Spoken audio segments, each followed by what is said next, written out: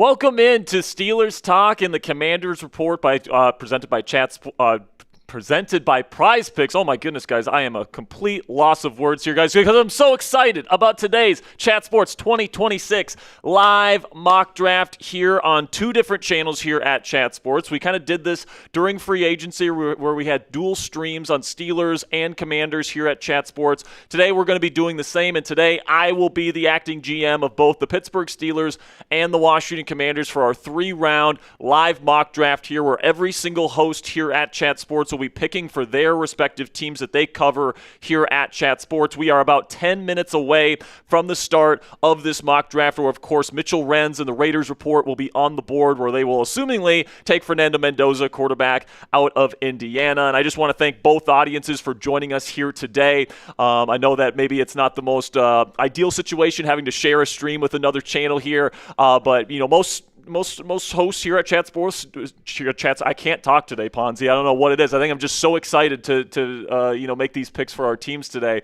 But, you know, I think that this is a really fun thing. This is what we did last year. We had a lot of fun with it. And this year, guys, we're actually introducing trades. We'll discuss kind of how this thing is going to work here in just a second here. But I want you guys to get down there in the comments section and be lively. Who do you want me to pick for the Commanders and Steelers' first-round draft selections? And as always, guys, like any other normal live show that we do on either one of these channels, you guys can super chat to get your question or your comment up on screen. Now, we do have a little bit of a time clock on the mock draft and all this different stuff, guys. So if you super chat and it's not up on screen right away, we'll get to all of the super chats probably at the end of the mock draft, and we'll talk ball. If you got any questions surrounding the Washington Commanders or the Pittsburgh Steelers, I'm happy to answer any and all questions, as we are now 1 week away from the start of the 2026 NFL Draft, which of course is being hosted by the city of Pittsburgh. Now, two quick notes for you guys about this mock draft. It's going to be a 3-round mock draft, okay?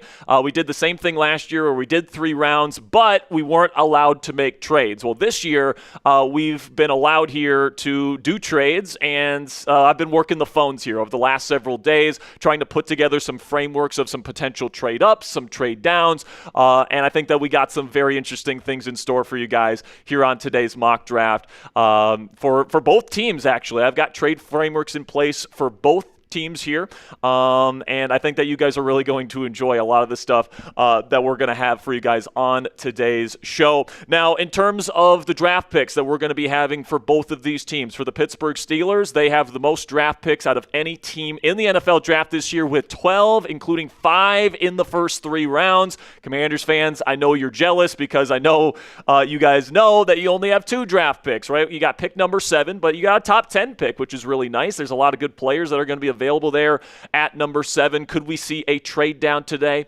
Stay tuned for that, but no picks in round 2. And then obviously you have that lone 3rd-round pick at pick number 71.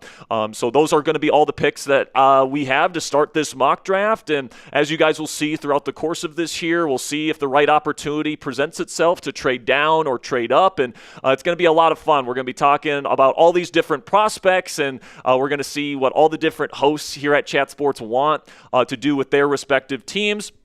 Now, we do have some trades that we did get confirmed earlier today before the draft begins. I want to kind of break those down here to kick off today's show. Moro Ojomo, the defensive tackle, formerly of the Philadelphia Eagles, was sent to Chicago in exchange for a 3rd-round pick, number 89 overall. So Chase Sr., the host of our Philadelphia Eagles channel, will have pick number 89. And then the big trade of the day, the blockbuster, I don't know why Ponzi didn't show this one first, but A.J. Brown has been traded to the Los Angeles Rams in exchange for Davante Adams and a 2nd-round pick. Once again, Chase Sr., our Eagles host, getting quite busy here with Jackson Durham, our Rams host, and Davante Adams is apparently now a Philadelphia Eagle, and the Eagles will have an additional 2nd-round pick as well. So Sr. adding a 2nd-round pick and a 3rd-round pick to his arsenal before this mock draft, and A.J. Brown joins forces with Puka Nacua and Matthew Stafford in that already loaded Los Angeles Rams team. So let me know what you guys think down there in the comments section. Who are you hoping that Pittsburgh or Washington drafts in round 1 this year? Ponzi, if you want to get up here on screen, We will be joined by our producer here, Mr. Ponzi, in just a second.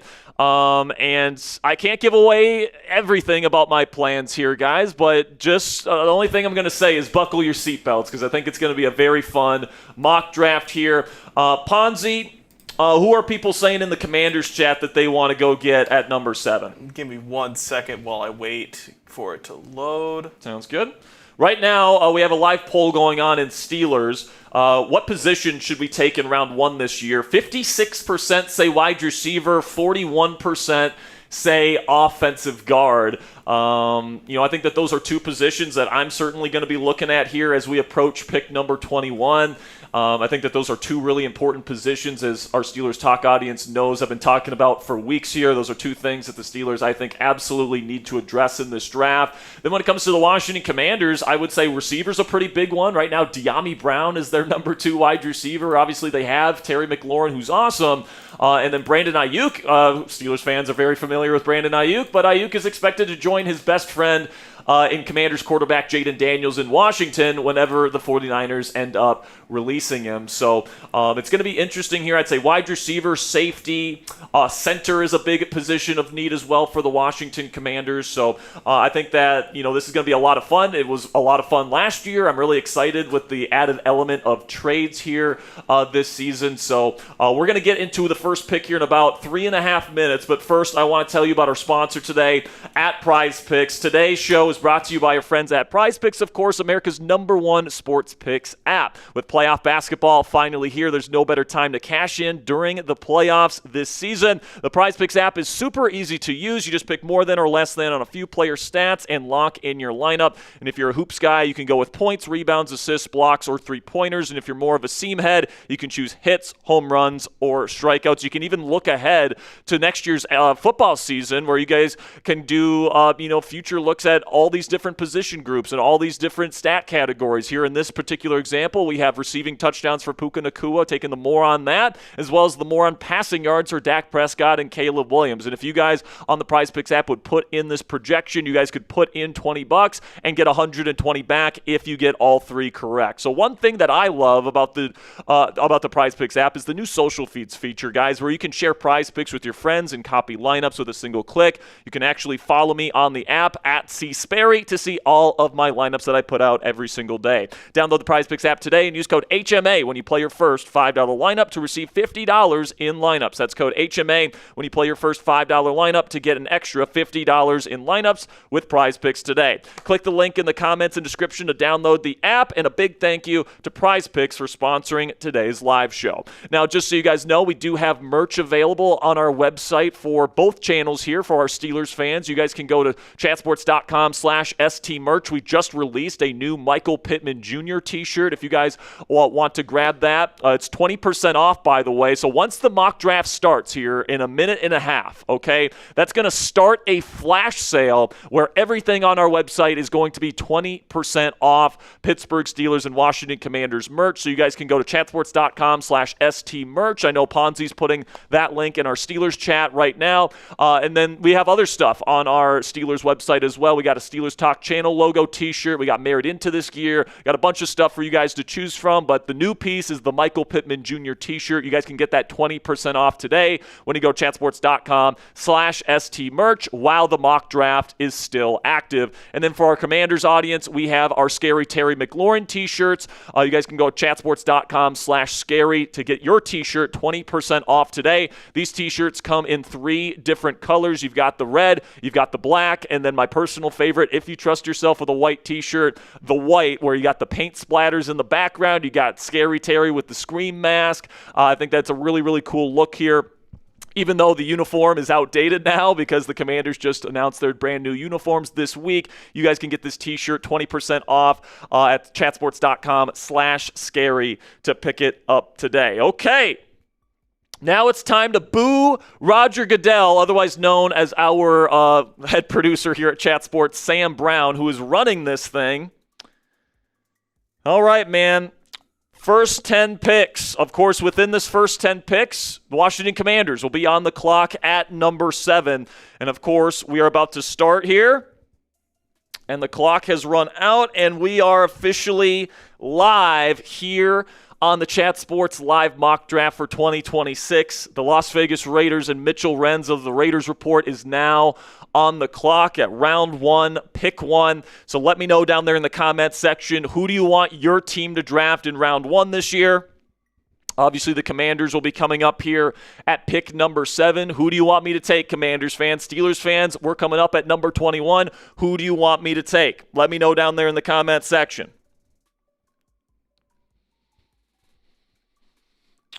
All right, so we are awaiting word here from Mitchell Renz. He's probably going to use the whole minute here, even though we all know who he's going to pick here, Ponzi.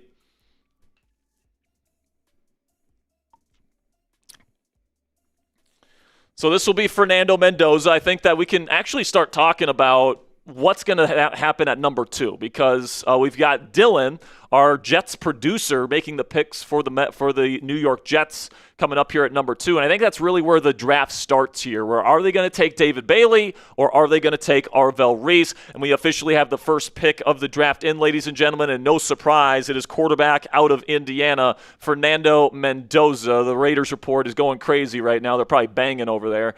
If you guys know, if you know, you know. And Fernando, I think that pick makes a lot of sense there, Ponzi. You got somebody that's national champion, Heisman Trophy winner. He's got great size. He's got good arm strength. He's got supreme accuracy to the deep portion of the field. He's somebody that projects to be a long-time franchise quarterback option in this league. Is he the best number 1 quarterback in of all time? No, but I think that the Raiders, especially if they give him a couple years to develop and kind of transition into the NFL game, it was a very college-esque offense at Indiana there. I think he's going to have to have a little bit of a transition period as he learns how to take snaps under center and under center footwork and doing full field progression reads. We'll have to see what ends up happening there with Fernando in the years to come. I think it would be good for him to sit a year and be behind Kirk Cousins, and I think that's a good fit. Kirk's a good fit for Clint Kubiak's offense. What's that, Ponzi?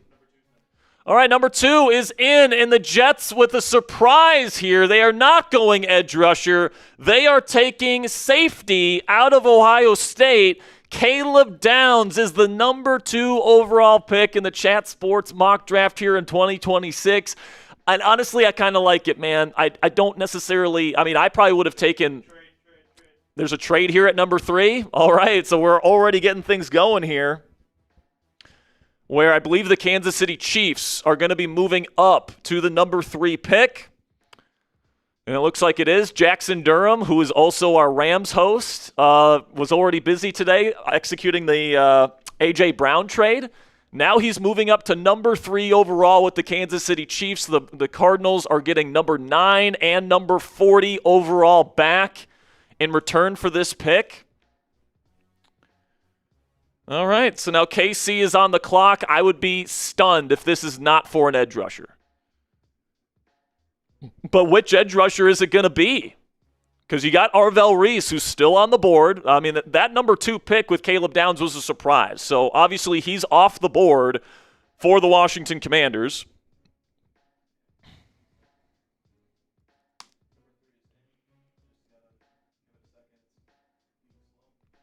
Okay. Ponzi's telling me that we have our number 3 selection as well.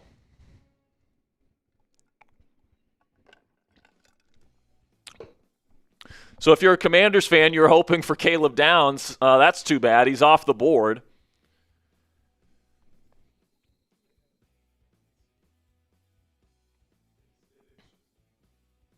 Sounds good.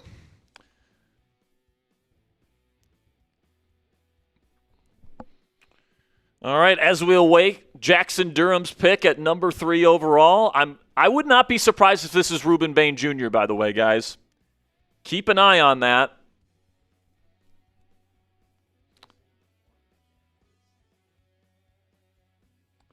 So we'll all right, we're waiting on our graphics to sync up here, guys. But Ponzi, what are the draft selections here?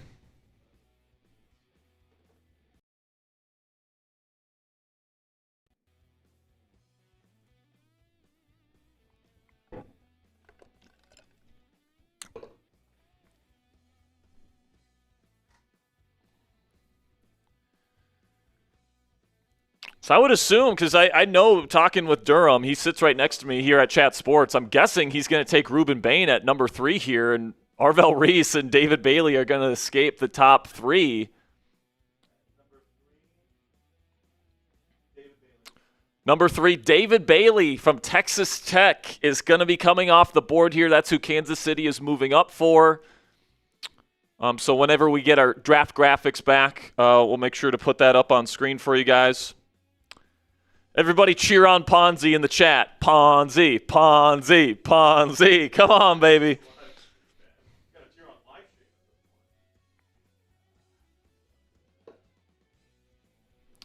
Is everybody else experiencing this, or is it just us?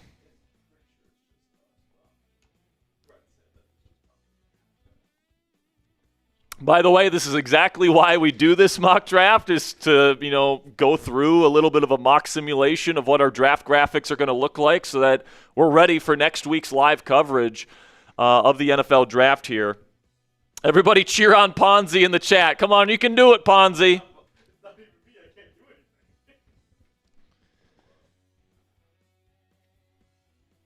All right. We already have 5 picks in. We're coming up on our pick at number 7. Well, who's for number 4? Okay, so if you guys need an update here as we're looking to get our draft graphics back up. Number 3 was David Bailey. Number 4 for the Tennessee Titans was Sonny Styles, so that's another one for the Commanders off the board here. Then number 5, it is Jeremiah Love, so that's another potential Commanders target off the board as we approach number 7.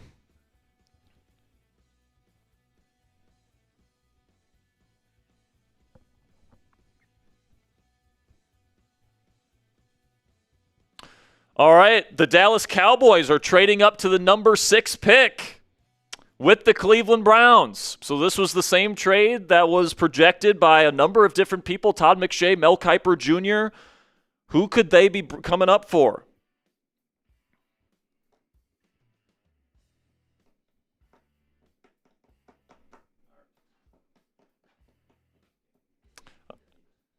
Now, the Cowboys pick is in here at number 6.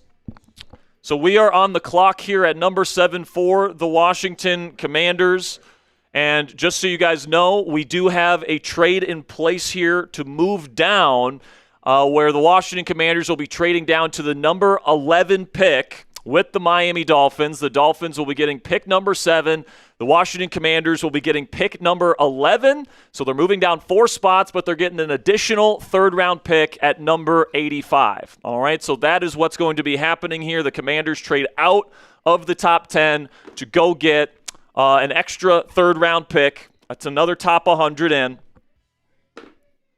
And the Miami Dolphins will be coming up to be the number 7 overall selection.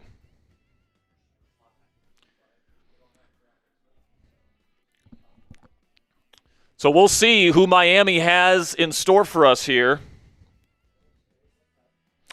And I'm guessing that they're coming up for maybe a Mansour Delane, or maybe they love Francis Mauigoa.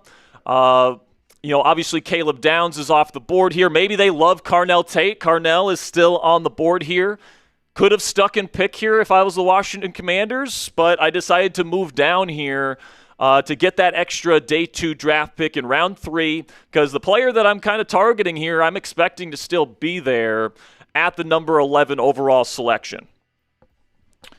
So let's hope that the player that I'm looking to draft is going to be there in a couple of picks. So we are seeing who the Miami Dolphins are going to take at 7. Still haven't gotten word who the Commanders or who the Cowboys picked at number 6.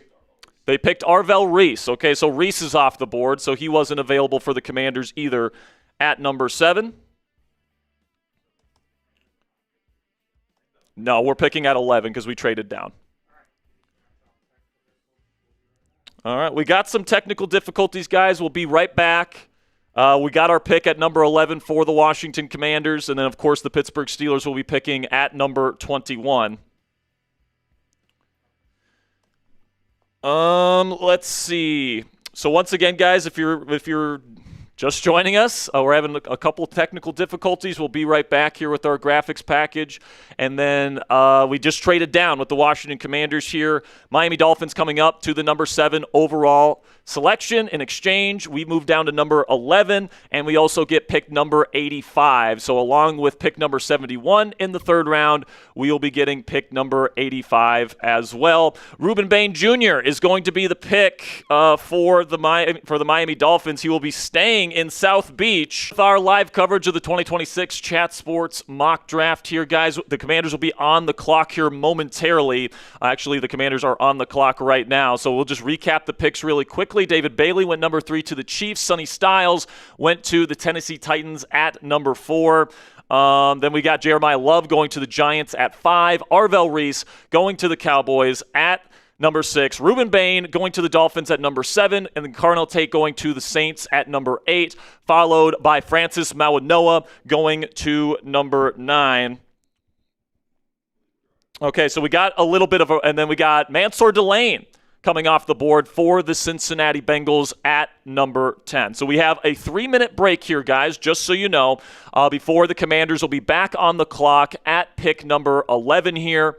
And before we get into the rest of this mock draft here and we prepare for the Commanders' pick at number 11, let's be real, guys. Buying men's jewelry nowadays is an absolute nightmare. Most of the time, it's low-quality junk that snaps after a week, or it was just insanely overpriced stuff that's just with ridiculous markups because of name brands. That's why I rock with GLD. Use code CHAT to get 40% off at GLD.com. GLD has completely changed the game in men's jewelry. You're getting quality pieces that are built to last without breaking the bank. And unlike a lot of other companies, GLD only uses real gold. None of that cheap stuff. Every single stone is meticulously hand set. Plus their proprietary production process makes sure you're getting the highest quality jewelry possible. You can literally see and feel the difference. I actually brought my Steelers pendant here, guys, to show you exactly the highest quality stuff that you can find here from GLD. You guys can see how it sparkles here. I wear this during our Steelers Talk watch parties a lot, and I always get complimented from my friends here at Chat Sports about how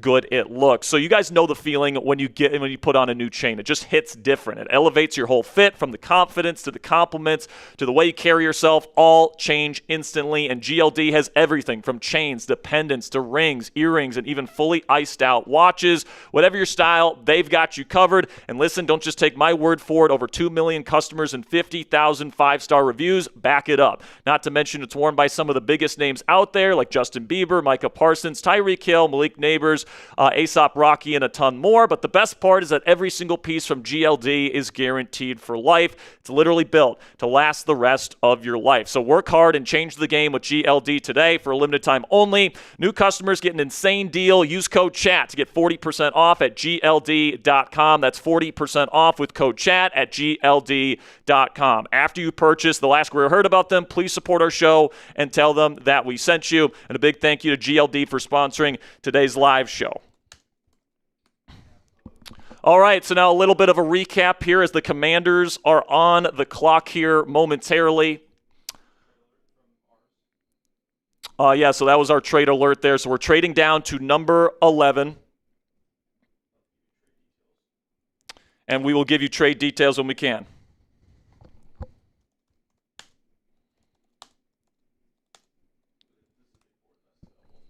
All right, I just sent in our pick. We had an offer to trade down. I decided to stick and pick here with a player. So when we get those graphics, we'll put them up on screen for you guys. All right, so we'll just have a recap of the picks here, Ponzi, whenever you get the graphics all figured out.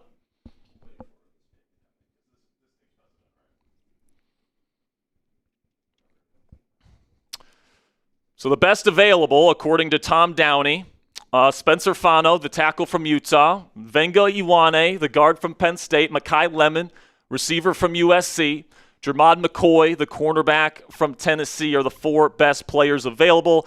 And with the 11th pick in the 2026 NFL Draft, I am selecting Mekhi Lemon, wide receiver out of USC, to be the next wide receiver to pair with Terry McLaurin in the Washington Commanders offense. The player that Mekhi Lemon gets compared to the most is Amon-Ra St. Brown. And with new offensive coordinator David Blau coming in here in his first year calling plays for Dan Quinn in the Washington Commanders offense, this is a similar style offense to Ben Johnson, and Amon-Ra St. Brown is a similar style of receiver, became a true number one guy in this style of offense. I think Mekhi Lemon could be something very similar for the Washington Commanders, pairing him up with the dynamic talent of quarterback Jaden Daniels, of course, number one receiver Terry McLaurin, and then I'm still expecting the Commanders to eventually land Brandon Ayuk as well, and that could potentially form one of, if not the best wide receiver trio in the National Football League, and could, fast track this Commanders offense to being one of the best offenses in the National Football League in 2026. So grade the pick for me, Commanders fans, down there in the comment section. I traded down,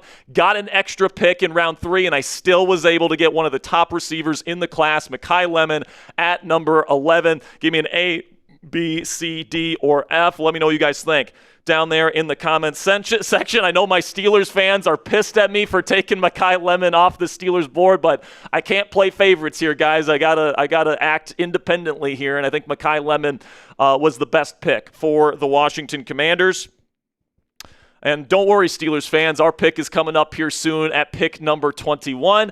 Commanders fans, you can chill out for a second. We got a couple picks in round 3, but we got a little bit of waiting to go before we get to pick number 71. And now we can really focus in on the Pittsburgh Steelers, who have picks at 21 and 53. Those will be the next two selections that we have on this live stream. Of course, the Steelers currently have pick 21, pick 53, and then as well as 76, 85, and 99, all of which in the third round. So Cleveland just took a pick here at number 12 overall.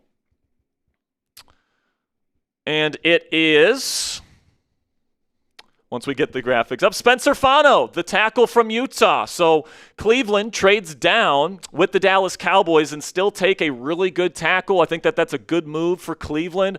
Obviously, that's a player that, the Steelers have brought in for a top 30 visit and have shown some interest in, decided not to go in that direction. Well, obviously the Steelers didn't decide to go in that direction. The Browns ended up taking him off the board. And at number 13, Jackson Durham of the Los Angeles Rams has taken Kenyon Sadiq, tight end out of Oregon, with that draft selection, pairing him up with A.J. Brown, pairing him up with Puka Nacua. If you are unaware, the Eagles and Rams pulled off a pre-draft trade, sending A.J. Brown to the Los Angeles Rams in exchange for Devontae Adams and an additional second-round pick going to Chase Sr. and Eagles now. And now we are at pick number 14 with the Baltimore Ravens. We'll see what Trader Joey wants to do with this pick here. Joey Peterson, our Ravens host. Now, this is a spot here where Steelers fans keep an eye on Venga Iwane here.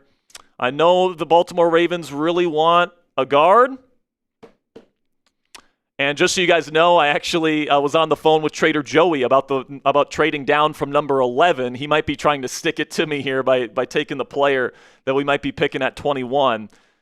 But no, he goes wide receiver. Jordan Tyson from Arizona State, another receiver off the board. And the top 3 guys in this class are off the board by pick 14. By the way, guys, if you're putting in Super Chats, just so you know, we're going to get to all the Super Chats whenever we get a break or at the very latest at the end of the show. If you Super Chat, we will get to your question, your comment, whatever it is, by the end of the program. Now, Steelers fans, looking at the wide receivers here. This is the top guys available. Casey Concepcion, according to Tom Downey. We got Omar Cooper Jr., who's actually the number 1 guy on my board at this point. Denzel Boston, Jeremy Bernard from Alabama is still available.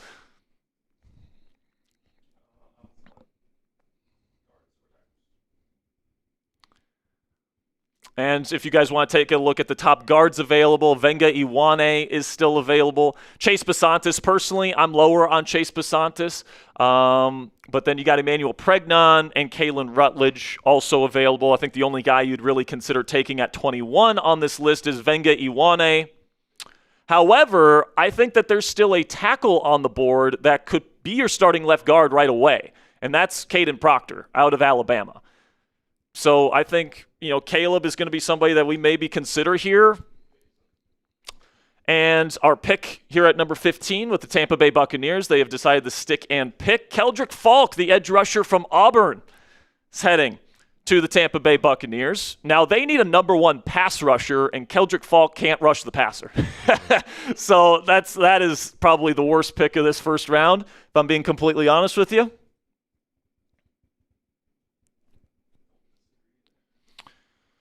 But just a little bit of a recap here while we wait for pick number 16 with the New York Jets. Fernando Mendoza went to the Las Vegas Raiders at number 1. Caleb Downs, in a surprise, goes to the New York Jets at number 2. David Bailey with a trade up. Kansas City goes and gets their premier edge rusher. Sonny Styles, the linebacker from Ohio State, goes to the Tennessee Titans. Jeremiah Love goes to the New York Football Giants at number 5. Cowboys trade up for Arvell Reese at number 6. Excuse me. They get their next Micah Parsons, perhaps. Then Reuben Bain Jr. goes to the Miami Dolphins at number 7. Carnell Tate, the first receiver, off the board at 8. Francis Mauanoa to the Cardinals at 9. Mansour Delane, the first corner, off the board at 10. Mekhi Lemon to the Commanders at number 11. By the way, Steelers fans, even if I didn't take a receiver there, I'm not even sure if Lemon would have made it to us at number 21.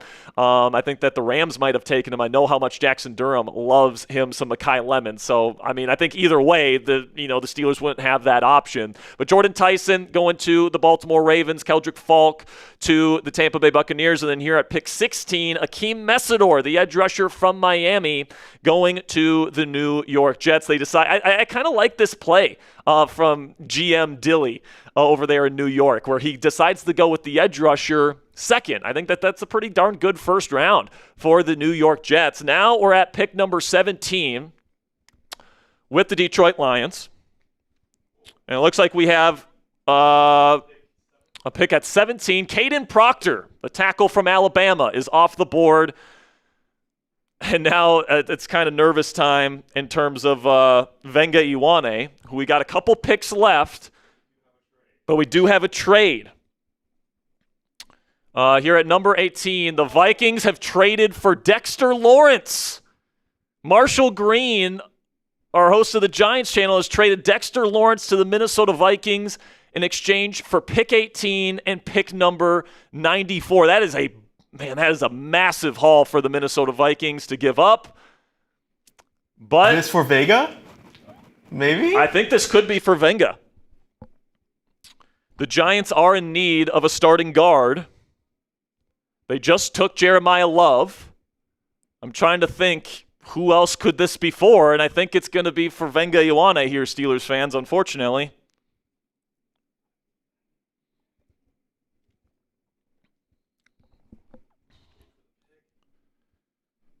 We're still waiting for the pick from Marshall Green and the Giants Now crew. Looks like it's about to come in. And it is Venga Iwane from Penn State.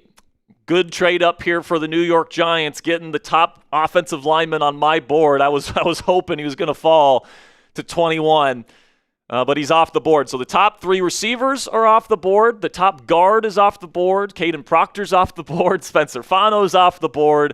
This is turning up to be a not so terrific board for us here, Steelers fans, at number 21. And we're now at pick number 19 with the Carolina Panthers. And we'll see if they go wide receiver here. Because we got the Cowboys at number 20. No, they traded with the Browns.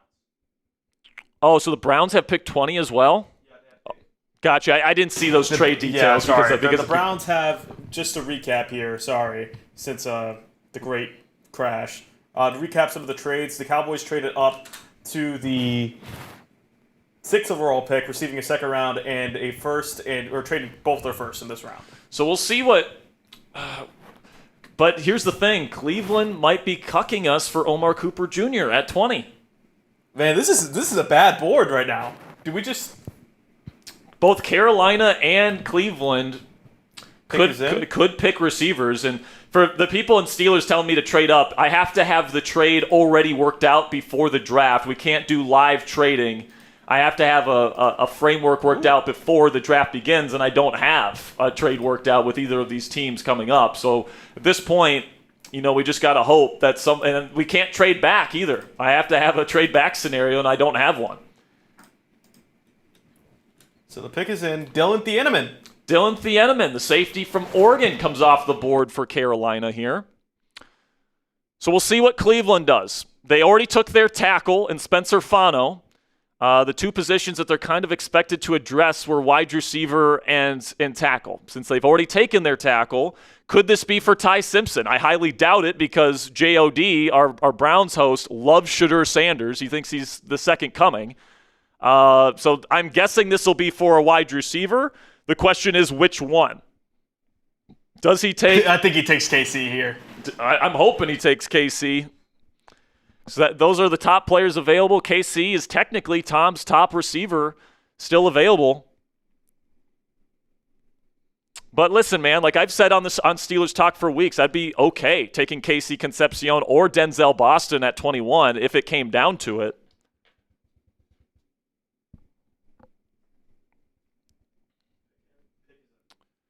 All right, the pick is in, and it's going to be Omar Cooper Jr. So we got fucked out of Mekhi Lemon by myself and the Commanders. Then Venga got taken at 18. Then Omar Cooper Jr. gets taken at 20. So we are currently on the board here, guys. The top options available for the Steelers, I would say there's no guard that I would want to take at this spot. You could go Emmanuel McNeil-Warren at safety. You could go Casey Concepcion. Or you could take Denzel Boston. So those are the three players that I am currently considering, but there is going to be a little bit of a break here, guys. All right, so Steelers fans, we have a little bit of time to think about this pick here at pick number 21. And we got prize picks here, Ponzi. Is that right? Super chats. All right, so let's catch up on some supers while we discuss who we want to take here at number 21. Ponzi will get those up on screen here momentarily.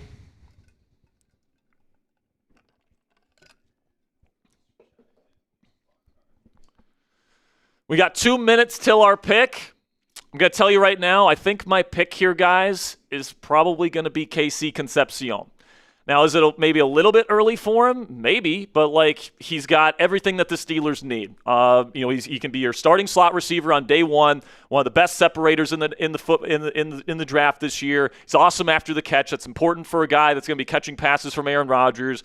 He brings an element to this wide receiver room that they don't have.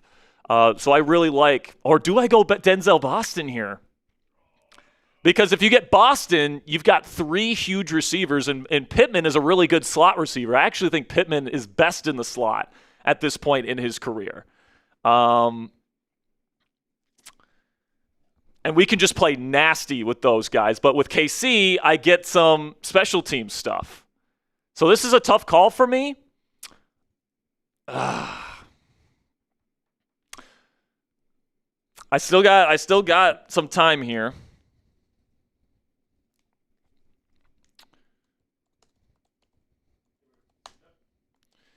All right, super chat here from Hunter. If you want to read it here, Ponzi. Considering the high cost of top receivers in the NFL, do you think the Steelers should prioritize drafting a receiver over a guard in the first round to maximize value in a rookie contract? We're about to find out. We have no guards to pick from. All the guards that I was considering here at this pick are currently gone. So, for me, yeah, I just submitted our pick. You guys will see it here in a second. I think at this particular situation, like if you don't have your top three guard prospects on the board, I think wide receiver is probably the pick. I think guard is probably the higher priority because you already have your top two receivers, and you need a starting left guard. And, I think that there's a very good group of wide receivers that are available on day 2. And with this pick, I'm going to take Casey Concepcion, the wide receiver from Texas A&M, a complimentary piece to add to Michael Pittman Jr. and DK Metcalf. Great yak threat. Really good special teamer as well. He's going to be able to replace Calvin Austin III as this team's punt returner on day 1. Maybe the board didn't fall exactly the way that we wanted it to, but I think that this is a very good football player that you're getting at a decent price tag. And if he's as good as I think that he could be, if he cleans up the drops, which, might be a big if, but I think that, drops are something that can be fixed. I think that this guy could be a really special player and, have a guy that can have a legitimate role inside the Pittsburgh Steelers' offense here in 2026, no matter who is the starting quarterback. I think that he's complementary with DK Metcalf and with Michael Pittman Jr. He can play inside or out as well, so you still have that versatility that Mike McCarthy likes. And I think what, kind of put him over the top here over Denzel Boston for me is the true speed and yak ability that he brings to the table, which is important. But also the special team stuff that he's going to be able to bring day 1 here in Pittsburgh. So I think that this would be a fine pick. Would I rather have Mekhi Lemon, Omar Cooper Jr., Jordan Tyson, Venga Iwane, Spencer Fano? You bet I would like that more than Casey Concepcion. But I think that this is a very, very solid pick and a very good start to this mock draft for the Pittsburgh Steelers. Now we are at pick number 23. Or whatever the pick was at 22. The Chargers took T.J. Parker, the edge from Clemson, with the number 22 overall selection, and now Chase Sr. and Eagles Now is on the clock. Ponzi, what are your thoughts on our first-round picks here? I know it's going to be considered a little bit of a reach. Put yourself on screen. Put yourself on screen. I know it's going to be considered here a little bit of a reach here, but I think, the drops do concern me, but I think, you have to get a wide receiver at this point, and there's just no guards left. The way the board felt, kind of similar to our fan-led mock draft, which we published earlier, it was just the way the board felt, you had to go with this. Because at the end of the day, you couldn't risk trading back and someone picking him. Because I think either, the Eagles maybe could have considered it, which their pick is now in, and they pick Max. I'm just not going to say Maxie Honiger, the offensive tackle from Arizona State. That's an Eagles type of pick. It's a trench player. Howie Roseman loves picking trench players, and he is so gifted. This kind of reminds me of the Jordan Mailata pick, where they took him and they kind of developed him behind the scenes, and he was a super talented guy. This kind of has shades of that, where you can kind of mold him behind an aging Lane Johnson, and he could maybe be their future right tackle. So I like that pick for the Philadelphia Eagles.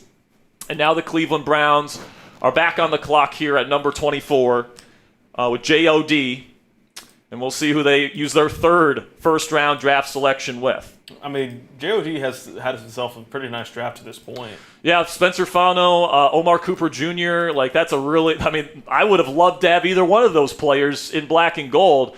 Perhaps I should. I did try to put some frameworks in place for a trade up from 21. There was just nothing that really, came up that was beneficial for the Steelers, in my opinion. So I'm perfectly fine taking Casey Concepcion where we did, and I think that he's going to be your starting slot receiver immediately and be your starting punt returner, and he's going to have a very defined role in Mike McCarthy's offense, not only in his rookie season, but, in the future. He might be a bigger version of Jalen Waddle. That's what he kind of gets compared to. So if you're getting a Jalen Waddle-esque wide receiver at 21, that is a very, very good pick, in my opinion. Monroe Freeling, another tackle coming off the board here. So not only do you get Fano, but you get Freeling and Omar Cooper Jr. That is a really, really good first round for Joey O'Donohue and the Cleveland Browns.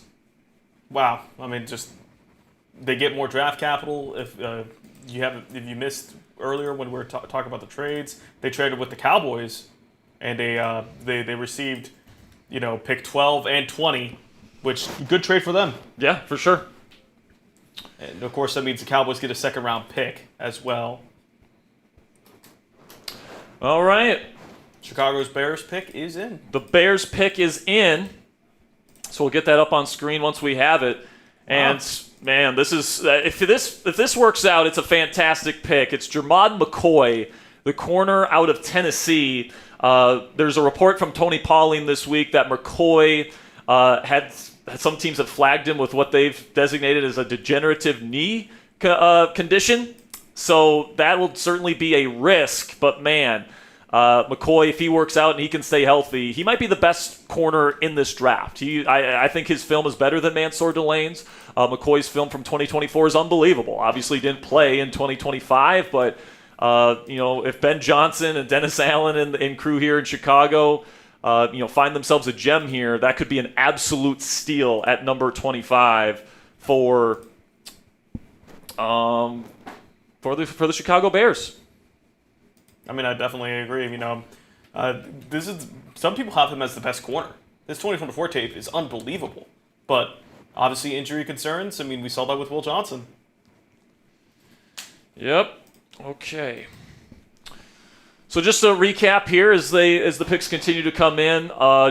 Jeremiah Love went to the New York Giants at 5. Arvell Reese to the Cowboys at 6. Ruben Bain to the Dolphins at 7. Carnell Tate to the Saints at number 8. Francis Mauanoa, the tackle out of Miami, going to Arizona. Mansour Delane to the Bengals at 10. Mekhi Lemon to the Commanders at number 11.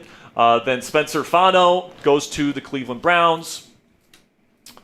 Kendon Sadiq goes to the Los Angeles Rams. Jordan Tyson goes to Trader Joey's Baltimore Ravens. Keldrick Falk, the edge rusher from Auburn, going to Tampa. Akeem Mesidor, edge rusher from Miami, going to the New York Jets. Caden Proctor going to the Lions. Venga Iwane, Marshall Green traded up and snatched him before we could grab him. Dylan Thieneman, a safety from Oregon, going to Carolina. Omar Cooper Jr., one pick before the Steelers. F Trader Joey, man.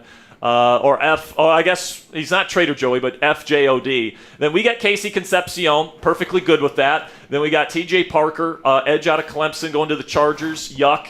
Then Maxie Honitcher going to the Eagles at 23, with Monroe Freeling going to the Browns at 24, Jermod McCoy at 25, and Jacob Rodriguez, the linebacker from Texas Tech. Smitty knows ball. Steelers Smitty making the pick for the Buffalo Bills, and he gets Jacob Rodriguez. One of my favorite players in this entire class, Ponzi. I would not be completely shocked if he ends up being a first-round pick this year, and obviously Smitty agrees with that. So we're waiting for Chase Sr. here at pick number 27. Interesting board for the 49ers here.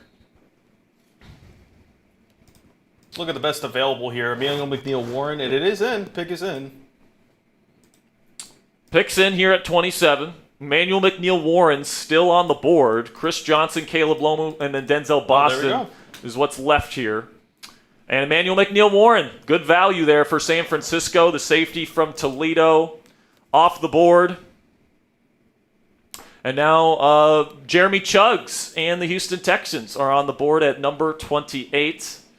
Just to recap our trade. And now we have a trade at number 28. So we'll be the Patriots on the clock. New England Patriots will be moving up from 31 to 28, and they'll be giving up a fourth rounder in order to do so at 125. Okay. So we'll see who the Patriots have in mind here. I'm guessing it's Denzel Boston. Yeah, I mean, who else would this be for? Yeah, I think this is wide receiver all the way. Yeah, I think this has got to be receiver. Yeah. I think that's right. I think it's going to be receiver. Because I don't think Bernard gets picked right here. It's way too early for him. I just think Boston's probably the best available here. Yeah, I think Boston's the only guy that's worth taking in the first round at this point. So if the Patriots are moving up to replace, their number one receiver spot, obviously they can't get A.J. Brown because we had a trade before this draft even started where A.J. Brown was sent to the Los Angeles Rams in exchange for Devontae Adams and a second-round pick. There were the trade details of that. So the Patriots not getting A.J. Brown in this scenario, so I'm guessing they're really prioritizing going up and getting a receiver of some kind. Wow. No, they're taking a tackle. Are they moving Will Campbell? What is Alper doing? What is Alper doing? I don't even think Caleb Lomu's the best tackle on the board at this point. What are you doing, Alper? I don't know, man. I don't know, man. That's not the pick I would have made. But especially in a trade-up situation, you could have stayed put and probably got him at 31. Yeah, like it just makes me wonder what his thought process there. I mean, I think Caleb Loma was the third best or fourth best player available on our board. Yeah, he was 28. Just so everyone is aware that's watching the stream, we are currently live on 2 different Chat Sports channels. We are live on Steelers Talk by Chat Sports, and we are live on the Commanders Report by Chat Sports, both presented by Prize Picks. With the Commanders, we traded down from number 7 to number 11, and the Commanders took wide receiver out of USC, Mekhi Lemon. The Pittsburgh Steelers stuck in pick at number 21, and the Steelers took KC Concepcion to be their pick at number 21. And that ends up being the pick in real life, Ponzi. I'm actually really happy about that pick. He's a great complementary piece. He can play inside or out. Obviously a smaller guy, but he brings a lot of speed to the table, some really good route running, lots of separation, and special teams stuff as well. And special teams, Ponzi, is more important than ever because of the kickoff rules now. So bringing a guy like Casey Concepcion helps this team in more ways than one. I know Steelers fans wanted Venga or Mekhi Lemon or Jordan Tyson or Omar Cooper Jr., but sometimes it just doesn't go exactly the way that you wanted it to go, right? Okay. Colton Hood is the pick at number 29. I kind of figured that would be the pick. I know Jackson Durham really likes him some Colton Hood, and honestly, it's a great fit for Kansas City. I think that has a realistic chance of actually happening. But here we go, man. We just got a couple more picks in the first round. We got Dolphins here at 30, Texans at 31, and the Seahawks at 32. Dolphins pick is in. Wow. Okay. And the Dolphins are going to take a corner here, Chris Johnson out of San Diego State. I really like Chris Johnson. I think that he could be a number 1 corner in this league someday. I really like what he does in off coverage, which is what Jeff Hafley's going to run there in Miami. I like that pick for the Miami Dolphins. They end up with, Miami Hurricane Ruben Bain at number 7. And then they also end up with San Diego State corner Chris Johnson. Their defense just got a lot better there, Mr. Ponzi. I think, exactly what they need. Young players who are going to be, developed and match up their timeline of trying to get back into the playoffs. Now, let's see what Houston does here. Because this might be an interesting pick. Their pick is in. Could they go guard? No, they're going to go defensive line here. They lost Tim Settle this offseason. He ended up going to the Washington Commanders. They're replacing him here with Caden McDonald, defensive tackle from Ohio State.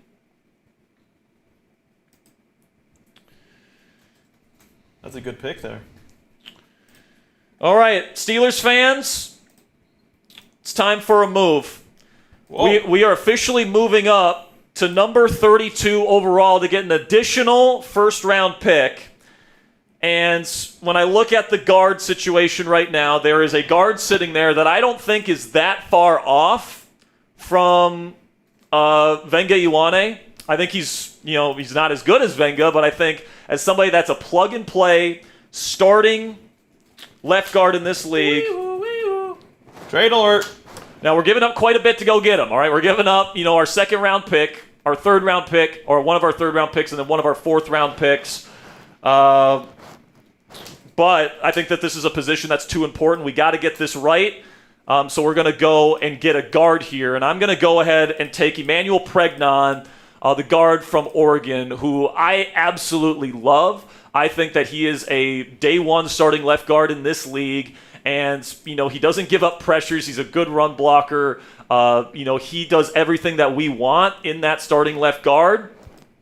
And, this is a position that I can't afford to get wrong. So I'm not going to take the risk of, Kalen Rutledge not being there at 53. I'm not going to take the risk of these guys that I would take at 53 not being there. So I'm going to go and get a really premium player at this position.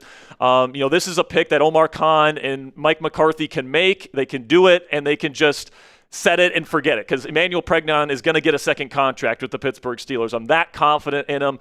This is very close to sure thing. This is a position that very rarely busts in terms of first-round picks. And I think that Pregnon is a plug-and-play starting left guard in this league. You pair him up with KC Concepcion in the first round, and these two picks take care of your two biggest needs in the NFL draft this year. Obviously, you still have 2 third-round picks.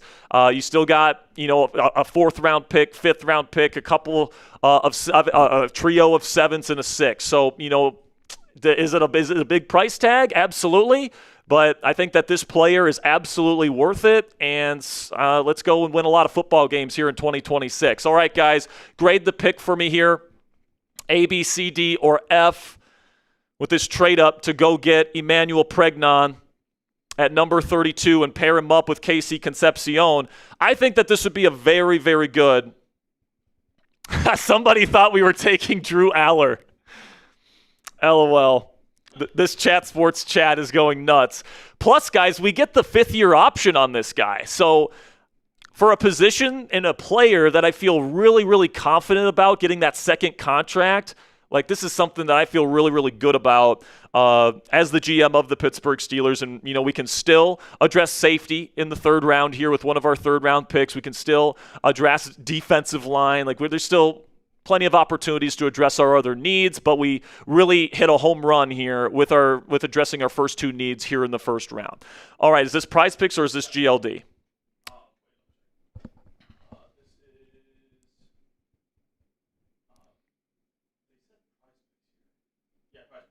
All right.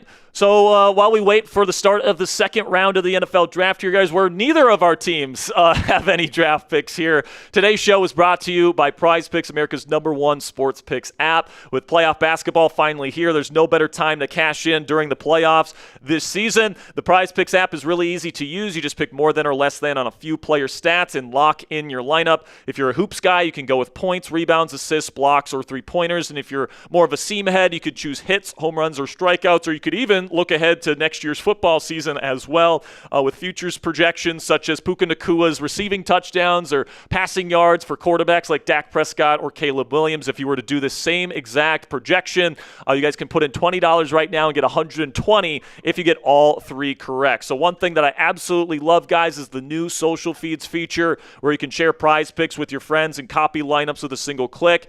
You can actually follow me on the app at @CSperry to see all of my lineups.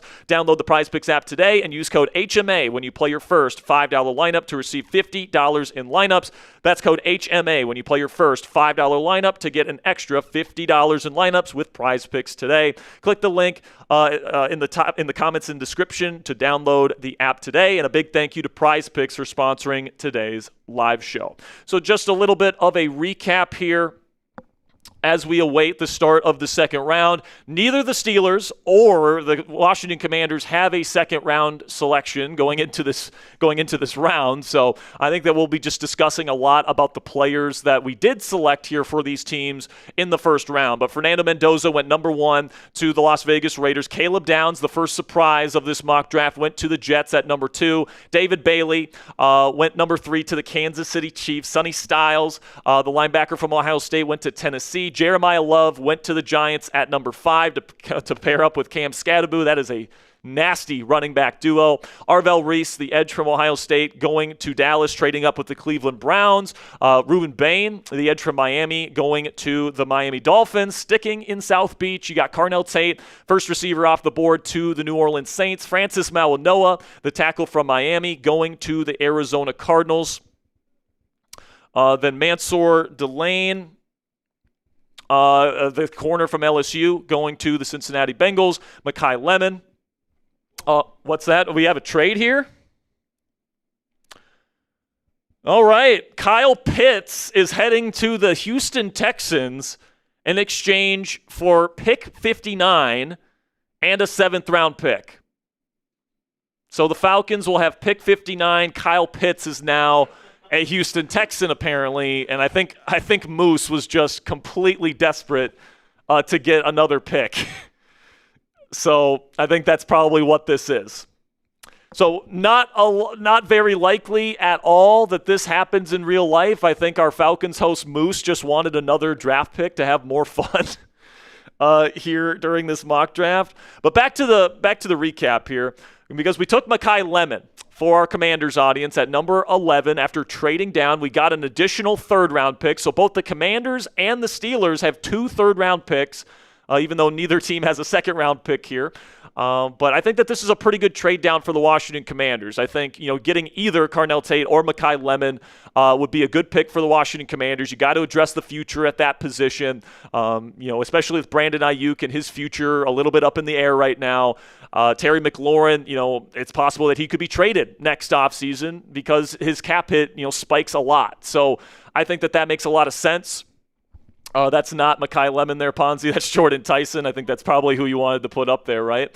Yep. And I think that he's a perfect fit for what David Blau wants. He wants that guy that's going to eat a lot of the targets from the slot, somebody that's going to be tough, somebody that's going to run block.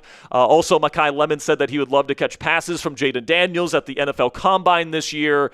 This just seems like something that makes a ton of sense. And if you pair Mekhi Lemon up with Terry McLaurin and Brandon Ayuk, if he ends up becoming a Commander this offseason, and Brandon Ayuk is as good as he once was this year, dude, that could be the best wide receiver trio in football with Jaden Daniels throwing them the football. So I think that is a really good move by the Washington Commanders. We're going to be picking twice for Washington in round 3, but now we can continue on here as we actually have gotten started with our second round where Denzel Boston is going to the New York Jets at number 33. So Boston ends up being the first pick on day 2. But then Kenyon Sadiq goes to the Los Angeles Rams, Jordan Tyson to the Baltimore Ravens, Keldrick Falk to the Tampa Bay Buccaneers, Akeem Mesidor going to the Jets at 16, Caden Proctor to the Detroit Lions at 17. Marshall Green, that sly devil, moved up ahead of us at number 18 to take Venga Iwane. Dylan Thieneman, the safety from Oregon, going to Carolina at 19. Omar Cooper Jr., J.O.D. stole my guy at number 20. But it's okay because we still got Casey Concepcion, who I really, really like, out of Texas A&M. T.J. Parker, the edge from Clemson, goes 22 to the Chargers. Maxie Honicher, the offensive tackle from Arizona State, becomes their new Jordan Mailata there in Philly. Monroe Freeling, double dip at tackle for J.O.D. and the Cleveland Browns. Then Jermad McCoy goes to the Chicago Bears at 25. Jacob Rodriguez goes to the Bills at number 26. Emmanuel McNeil-Warren, good value there for the 49ers at 27. Caleb Lomu, Patriots traded up to go get Caleb Lomu at 28. Don't necessarily love that, but then Colton Hood, cornerback from Tennessee, the other one goes to Kansas City. Chris Johnson goes to Miami at number 30. Caden McDonald goes to Houston at 31. And then we took Manuel Pregnon to be our new starting left guard to pair with Casey Concepcion as our 2 first-round picks in this year's NFL draft. And then Malachi Lawrence just went off the board to the Arizona Cardinals, the super athletic edge rusher out of UCF. And now Blake Miller coming off the board here to Tennessee. Awesome value for the Tennessee Titans, in my opinion. All right, Blake Miller has a chance, in my opinion, to be, maybe the best tackle in this class, like pure tackle. Okay, he's got long arms. He's got a ton of experience. He's athletic. He's got good production. He's never hurt. There's so much to like about Blake Miller. And for me personally, if you're asking at home, if you're a Steelers fan, why didn't we take Blake Miller? Well, I don't really feel like tackle is a huge need for the Pittsburgh Steelers right now. I like the situation with Dylan Cook and Broderick Jones. I'd be open to taking a tackle on day 3 to kind of compete and provide depth. But for me, Emmanuel Pregnon, is a really, really highly graded offensive guard prospect. That's a plug-and-play starter at left guard. And I think that he's going to be a stud for us, and I'm so glad we made that move to trade up to number 32 and get that extra year on his rookie contract, by the way. So far, the Titans, pretty decent draft for them. Sonny Styles, their new captain of their defense, with Robert Saleh going there to Nashville, and then you get Blake Miller at 35. Really like that deal.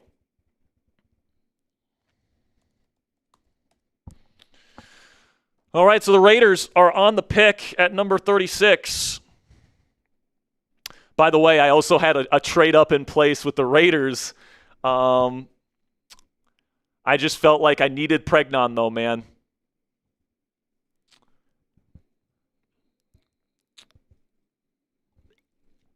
So the Raiders are going to take Kristen Miller, the defensive tackle out of Georgia. I know that Mitch wanted to get Caden McDonald here, and what he told me was we were going to do a trade-up here where the Steelers would move up to 36. That was one of our trade-up plans.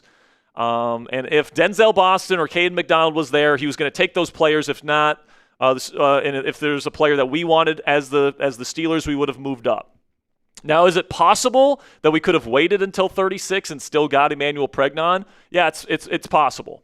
Okay, but I still would have had to give up 53 and 76 to make the deal happen. So at the end of the day, in terms of this mock draft, it's not going to matter all that much to make sure I got the guy that I wanted in Emmanuel Pregnon in the first round. Not to mention, I get an extra year of Pregnon on his rookie contract by moving up into the first round instead of the early second. Yeah, I mean, I think, if you really want your guy, and this is the philosophy, obviously, we're doing this as a mock, but if you want your guy, and this is my message really to Omar Khan, if you want your guy, trade up for him. You have the capital this year. Yes, you have the capital. So if you have guys that you want, go get them. And I did try and trade up into the teens. Like, I offered all the teams from 15 to 20, and they all shut me down. Did you offer the Commanders? I did not offer the Commanders because I don't think the Commanders would go down to 21. All right? But, I have to be independent here. I have to be the GM of the Commanders and the GM of the Steelers, and it's not like I can armbar, the Commanders GM to do my bidding. Or the Steelers GM to give you more I got to do what's in the best interest of each team, right? So is it a lot to give up in terms of total picks? Sure. But, if it means that you get two awesome players to fill your two biggest needs that you absolutely need to address in this draft, I think that it's a good move for the Pittsburgh Steelers. And by the way, we still got 2/3. All right, we still got one of our fourth rounders as well. So there's still picks in the middle rounds here where we can supplement some of these other kind of secondary needs that the Steelers need to address here. So, I feel like, obviously the fifth-year option also is worth going up, as there's another guard that goes off the board here. And by the way, who did the Giants take? They picked Peter Woods. Peter Woods. After trading Dexter Lawrence. To replace Dexter Lawrence. Another Clemson defensive lineman. So I don't know if I love that at all. It's bad move in my opinion. I mean, first of all, he's not going to play Dexter Lawrence's position. If you wanted someone to replace Dexter Lawrence, I think you probably go get Lee Hunter from Texas Tech. Especially at this point with Caden McDonald off the board, but yeah, I don't love that pick from Marsh. If he's expecting Woods to replace Dexter Lawrence, good luck with that. He's undersized. He's much more of a 3-tech, 5-tech guy than a true nose tackle. Definitely doesn't have the size to play that position. So I don't know if the Giants have another option at nose tackle that they like, but if that's a replacement for Dexter Lawrence, I think they're going to be disappointed in that. What do you think about this pick? C.J. Allen to the Cowboys.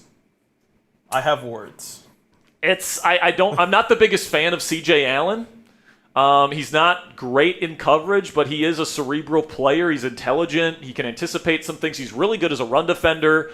I think he's a plug-and-play guy that, is not going to be great in pass coverage, but he's going to be, a serviceable starter in this league. I don't see a ton of, star-level upside with him, but, I guess it's fine if you're desperate for a linebacker. I kind of feel like, this is just a very much you're replacing a block of concrete with just a brick, because the Cowboys had Kenneth Murray and a couple other linebackers who were decent at run defense, just sucked in pass, and so now you're just replacing a guy who is good in run defense, great in run defense, arguably, sucks at pass coverage.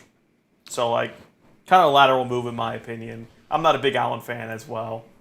All right, let's do a little bit of a recap here as we continue on here in the second round. Neither of our teams have picks. I don't have any trade-ups in the works, so I think that's probably going to be it for trades for us here today, guys. We traded down with the Commanders, got our guy in Mekhi Lemon, and we added go over those trades real quick just to show them one more time. Sure, why not? We traded down. We got an additional third-round pick to move from 7 to 11. Listen, man, I probably would have taken either Mekhi or Carnell Tate at that number 7 spot with all the other guys that I would have taken above them already gone. So the fact that we're trading down 4 spots to get a guy that I would have been fine with at 7, and we get to add a third-round pick here, Commanders fans, I think that that's a pretty darn good deal for us. And obviously Miami was happy with it because they got Ruben Bain. So I think that's a good pick for the Washington Commanders, and I'm going to stand by that decision. Then with the Pittsburgh Steelers, obviously you take Casey Concepcion at number 21 to be your new slot receiver and your new return man. Then we traded up into the first round to get who I think will be the left guard of the future here in Pittsburgh, in Emmanuel Pregnon, trading our second-round pick, one of our thirds, and then one of our fourths to go get him. And I think that this is the heartbeat of this draft class, okay? Like the other picks at safety that are coming up, or defensive line, or quarterback, or cornerback, like any of these other positions that we take in the middle rounds, none of those guys are going to be expected to have as big of roles with this team this year than these two are going to be asked to have. KC would be asked to be one of this team's starting receivers, all right, and its primary return man. And Emmanuel Pregnon will be on the field every single offensive snap as this team's starting left guard. So I wanted to make sure that I got really quality players at both of those positions, wide receiver and guard. I was willing to part ways with, these 3 draft picks here. And I understand the cost of giving up, the amount of draft picks that you have in this draft for this, but I think it's worth the price tag. I really do think so. And if the Steelers end up doing this, like if they end up doing exactly what I did today, next week during the NFL draft, and they take Concepcion at 21 and then Pregnon at 32, I'm going to be more than happy with that haul. And even if they have to give up their second-round pick, even if they have to give up one of their thirds and one of their fourths to make it happen, I think it's a good deal for this team and sets a good foundation for the first year of the Mike McCarthy era here in Pittsburgh. Now, R. Mason Thomas just went off the board here to the Cincinnati Bengals. Not a bad pick there for Cincinnati, I should say. They ended up taking Mansour Delane at corner on round 1. Honestly, I don't think they need corner. I honestly don't love that pick for Cincinnati because, you've got DJ Turner, and I thought Dax Hill played pretty well on the outside last year for them. Unless they're going to play Delane in the slot, I don't know if I love that pick for them. But I guess it's fine. He's a good football player, so they're adding a good player there. But, yeah, man, that's where we're at. Okay. So let's go through the entire draft here, Ponzi. So just to recap what's been done so far. David Bailey went 3, then Sonny Styles went 4. Can I see Sonny Styles, please? I'm trying to see who's still available here. Oh, okay. Oh, you want to get the big board? No, that's fine. Then next up here at number 5 was Jeremiah Love. Then you had Arvell Reese to the Cowboys in a trade-up situation. Then you had Ruben Bain going to the Miami Dolphins. Then Carnell Tate going to the New Orleans Saints. Francis Mauigoa was the pick for the Cardinals at 9. Mansour Delane went off the board for the Bengals at 10. Mekhi Lemon off the board to the Commanders at 11, if we can update the graphic there, Ponzi. Then Spencer Fano goes to the Utah, or not, doesn't go to Utah. The Utah offensive tackle goes to Cleveland there at number 12. Kenyon Sadiq goes to the Rams at 13. Jordan Tyson from Arizona State goes to Baltimore at 14. Keldrick Falk, the edge rusher from Auburn, goes to Tampa. Akeem Mesidor from Miami goes to the New York Jets. Caden Proctor, the tackle from Alabama, goes to Detroit. Venga Iwane goes to the Giants at 18. Dylan Thieneman goes to Carolina at 19. Omar Cooper Jr. comes off the board to Cleveland at number 20.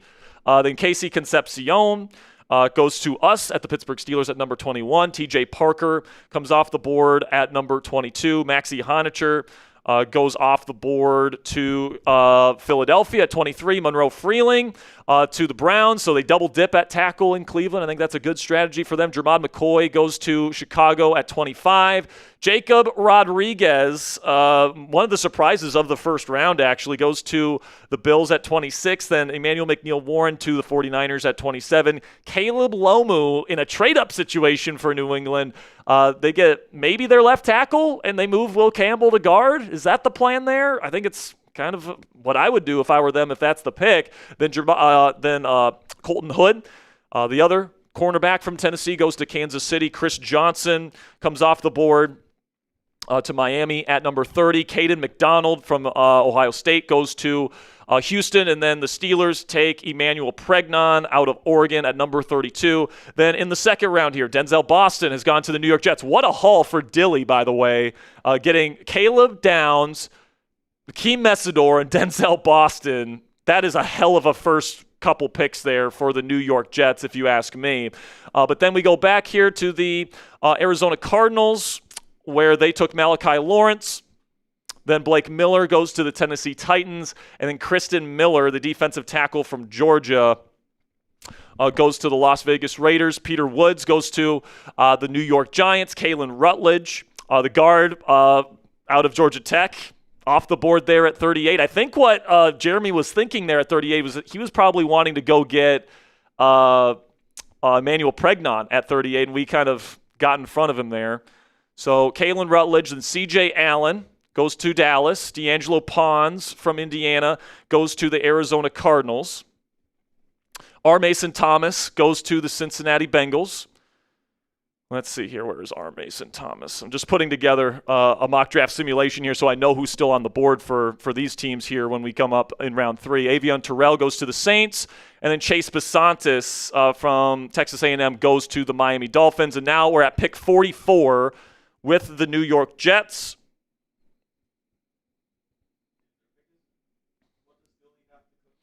Let's see what the Jets do, because they've had an awesome draft to this point, man. I got to say it. Dilly has knocked this one out of the park.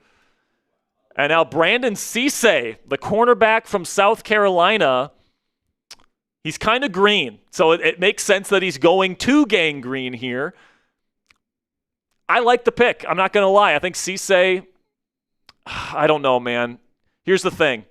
I don't love him in man coverage, and the Jets run a lot of man.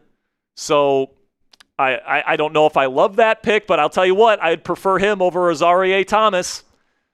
Thomas has terrible speed, can't keep up with faster receivers. Cisse at least has better, adequate NFL cornerback speed. So probably my least favorite pick from Dilly and the Jets in this one, but I mean, it's not my team, so. Ty Simpson's falling. And Ty Simpson is falling, ladies and gentlemen. Good thing I don't have pick 53, because I feel like I'd be obligated to take him if he fell that far. If he fell to 85, is that our next pick? I think probably a lot of people probably thought we were trading up for Ty Simpson at 32. Like when people first saw that trade, I think people's first inclination was, oh, he's trading up for quarterback. Yeah. But nope. I don't think Ty Simpson's a good fit for the AFC North. Small hands, brittle body. Not a lot of experience. So, Ravens draft Ty Simpson? yeah, maybe, man. Maybe. Oh. So the Ravens are going to take Eli Stowers, the tight end from Vanderbilt, and I know Trader Joey loves Eli Stowers. Now, I'm a little bit lower on Stowers because he's a receiving-only tight end with a bit of a drop issue. So, that's not a good combination to have. Likely. But, he's an awesome route runner. He's a mismatch problem. He's a good player. I don't want to make it seem like I think Eli Stowers stinks. But, they lost Isaiah Likely this offseason. They lost Charlie Kolar. They still have Mark Andrews, but he's getting older, so they need maybe a future at that position.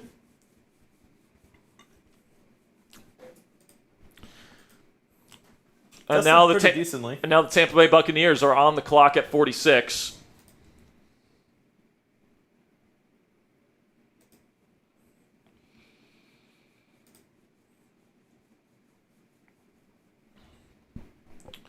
All right, man. Well, in terms of round 3 strategy for these teams, obviously we addressed wide receiver for the Commanders in round 1.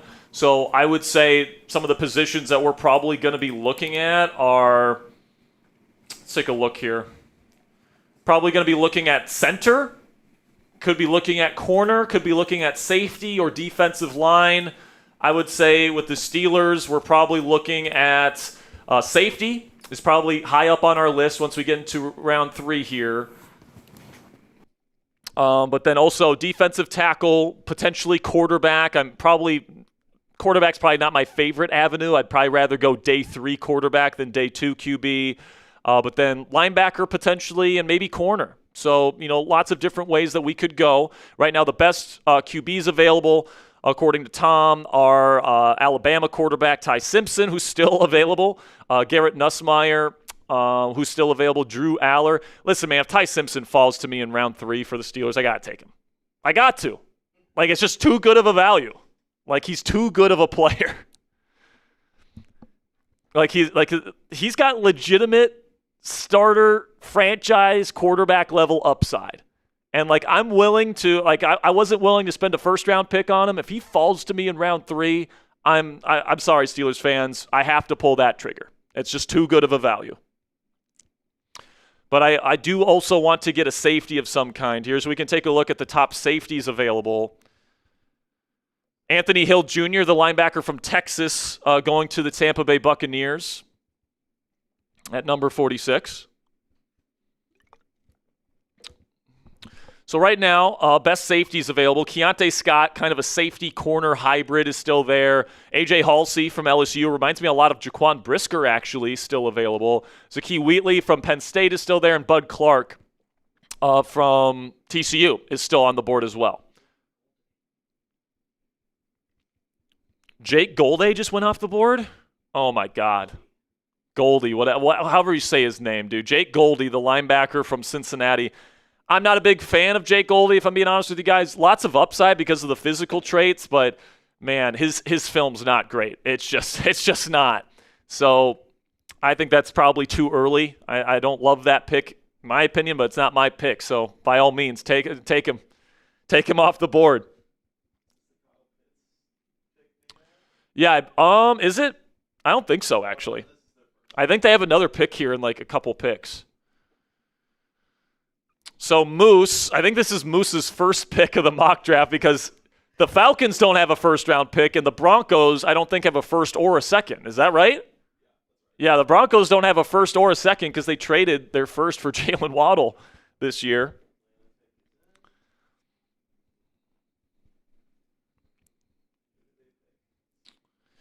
All right, Moose's pick at 48 is in. Now, another thing that I'll point out here, a Chris Brazzell, wide receiver from Tennessee, going to Atlanta. Not a bad pick at all. Not a bad pick at all. Now, when we actually get to the draft, Ponzi, I think there's a pretty good chance that the Steelers will be able to trade up. Because I think what they want to do is they do want to probably go get a guard, either Fano or Venga. I think Venga's probably their number one target right now. Because this is a really good receiver class, and it's not like you're looking for a true number one guy right now. You're looking for a complementary piece to a room that already includes 2 established starters. So for me, that's why I think guard is most likely going to be the pick in round 1 for the Pittsburgh Steelers, and I wouldn't be shocked if they trade up to get their guy. And I think right now they would love to trade up into the 15, 16, 17 range to go get either Venga Ioane from Penn State or Spencer Fano, whoever's available during that stretch. Now, I tried to trade up during this mock draft, working the phones the last couple days, but nobody in that 15 to 20 range wanted to trade down, and I felt like trading into the top 15 or top 14, I should say, was going to cost me too much. So A.J. Halsey, safety from LSU, coming off the board here at 49 to the Vikings. So the Vikings have Dexter Lawrence and A.J. Halsey. Pretty good draft for the purple and gold. I'm not going to lie there, Ponzi. I think Seatman's doing a pretty good job over there in Minnesota. But we already have our pick here for Detroit at 50. Derek Moore is staying in the state of Michigan, as he will be going to the Detroit Lions. That's a team that needs a number 2 edge rusher, and I think that he's a pretty good fit alongside Aiden Hutchinson there in that Detroit defense. He's a high-effort player, and he gets after quarterbacks, man. It reminds me a lot of Derek Hall from the Seattle Seahawks. Not like a star-level guy, is not what I would expect him to be, but he can get after QBs. He can cause havoc. I thought he had a really, really good Senior Bowl week. So coming up next year, Panthers, Packers, Seahawks, and Eagles. Yeah, us at Steelers. And then, so that would have been our pick, but I really like the move to go get Emmanuel Pregnon. And Kevin says, I don't think Pittsburgh would ever give up that much for pick 32. I think if the player's right, they would. I mean, it's another first-round pick, right? Like, it's somebody that you really believe in. And, I think that this is a player that I really believe in, and you get the extra year on his contract, too. That's another added benefit here. So, you are getting really, really good football players at the two biggest positions of need, at receiver and at left guard. And, you're still going to be able to get good pieces in round 3. You got 2 third-round picks still to go get a safety or some other position, maybe a defensive lineman. You still got a 4th-round pick to maybe use on a quarterback if there's one that you like there. You can still get a corner or a linebacker. Like, there's still plenty of picks to address the rest of your needs. I think that if the right player's there at pick number 32, the Steelers would consider it. And if I'm the Steelers GM, I think Emmanuel Pregnon is worth that kind of capital.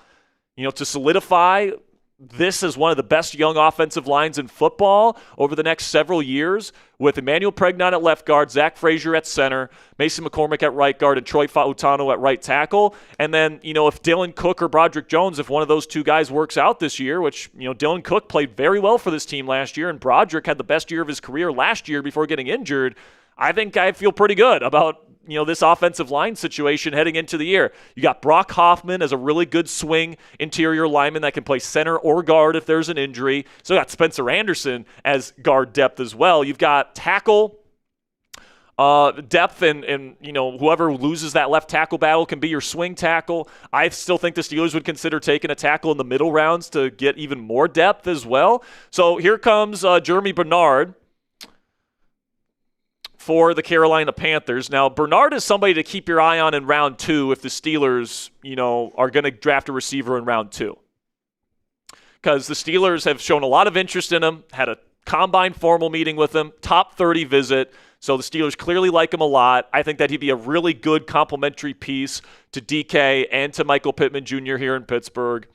But obviously in this scenario, we don't even have our 2nd-round pick, so I'm not sweating it too much. Pick number 52, the Green Bay Packers take Zion Young, the edge from Missouri. I love that pick for Green Bay. Love that pick. I think Zion is a really good football player. Gets after the quarterback, is a good run defender. He's got some good size to him. High motor. I think that it's a good pick, man. So we have a little bit of a break in the action here, guys. We're going to continue on with round 2 here in just a sec. But first, let's have a word from our sponsor today at GLD. Let's be real, guys. Buying men's jewelry nowadays is an absolute nightmare sometimes. Most of the time, it's low-quality junk that snaps after a week, or it's just insanely overpriced, stuff with ridiculous markups because it's a name brand. That's why I rock with GLD. Use code CHAT to get 40% off at GLD.com. GLD has completely changed the game in men's jewelry. You're getting quality pieces that are built to last without breaking the bank. And unlike a lot of other companies, GLD only uses real gold. None of that cheap stuff. Every single stone is meticulously hand set, plus their proprietary production process makes sure you're getting the highest quality jewelry possible. You can literally see and feel the difference. I actually have my Steelers pendant here to show you guys where you guys can really see the quality. I don't know if you guys can see the shine on this thing, but I wear this during our Steelers Talk watch parties. I'm going to be wearing it during the NFL draft this year.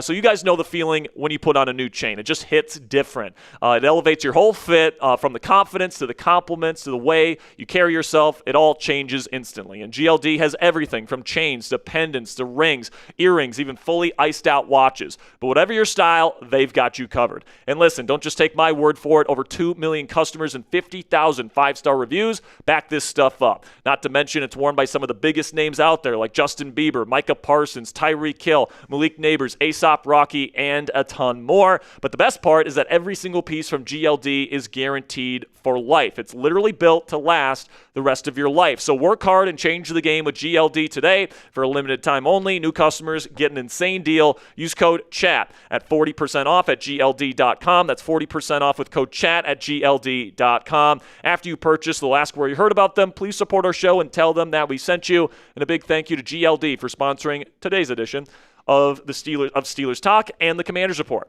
All right, so if you guys want to pick up something for 20% off on our store, Steelers fans, you guys can go chatsports.com/ST Talk. Is that what it is? I was going to say, there's no way it's that. Chatsports.com/ST merch, F Ponzi in the chat.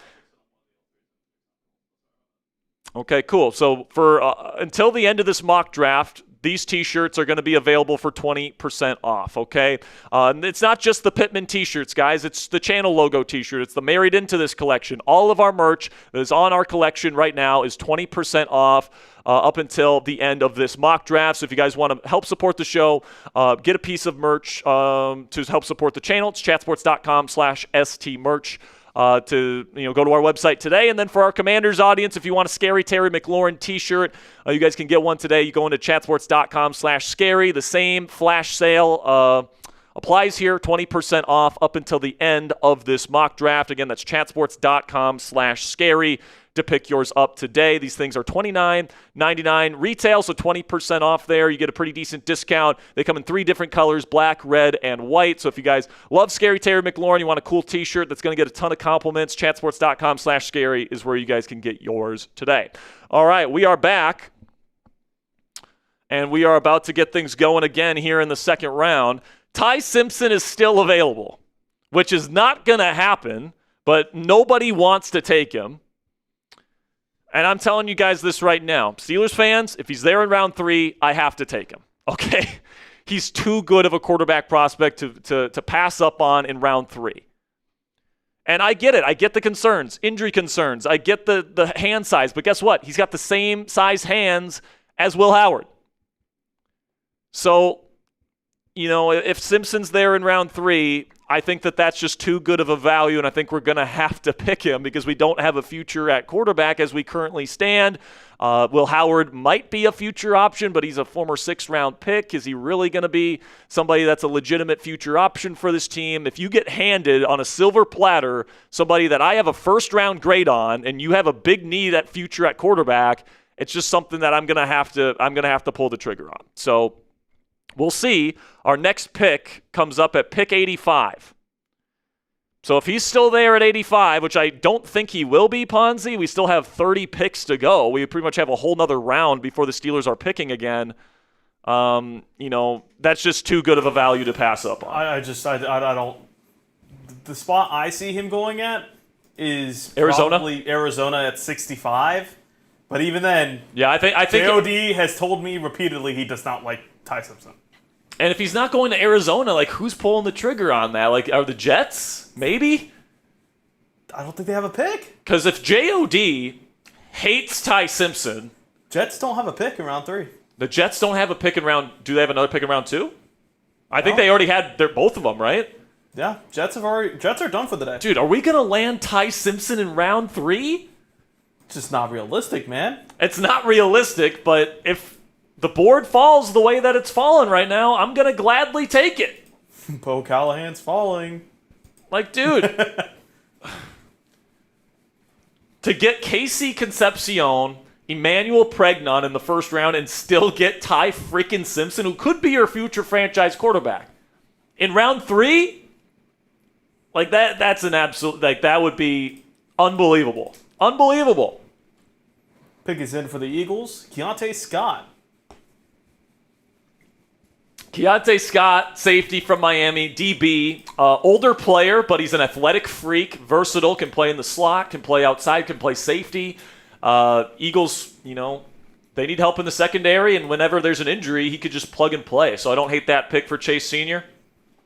And a 4.33 at the combine. Was that the pick that the Rams had, by the way? I believe so. And was that the Devontae pick or the A.J. Brown pick? Just so you guys know, before this mock draft began, the Rams traded for A.J. Brown, and they gave up Devontae Adams and pick 61, so they're coming up here soon. So that was the Eagles' own second rounder. Pick 61 will be the Devontae Adams, A.J. Brown trade pick.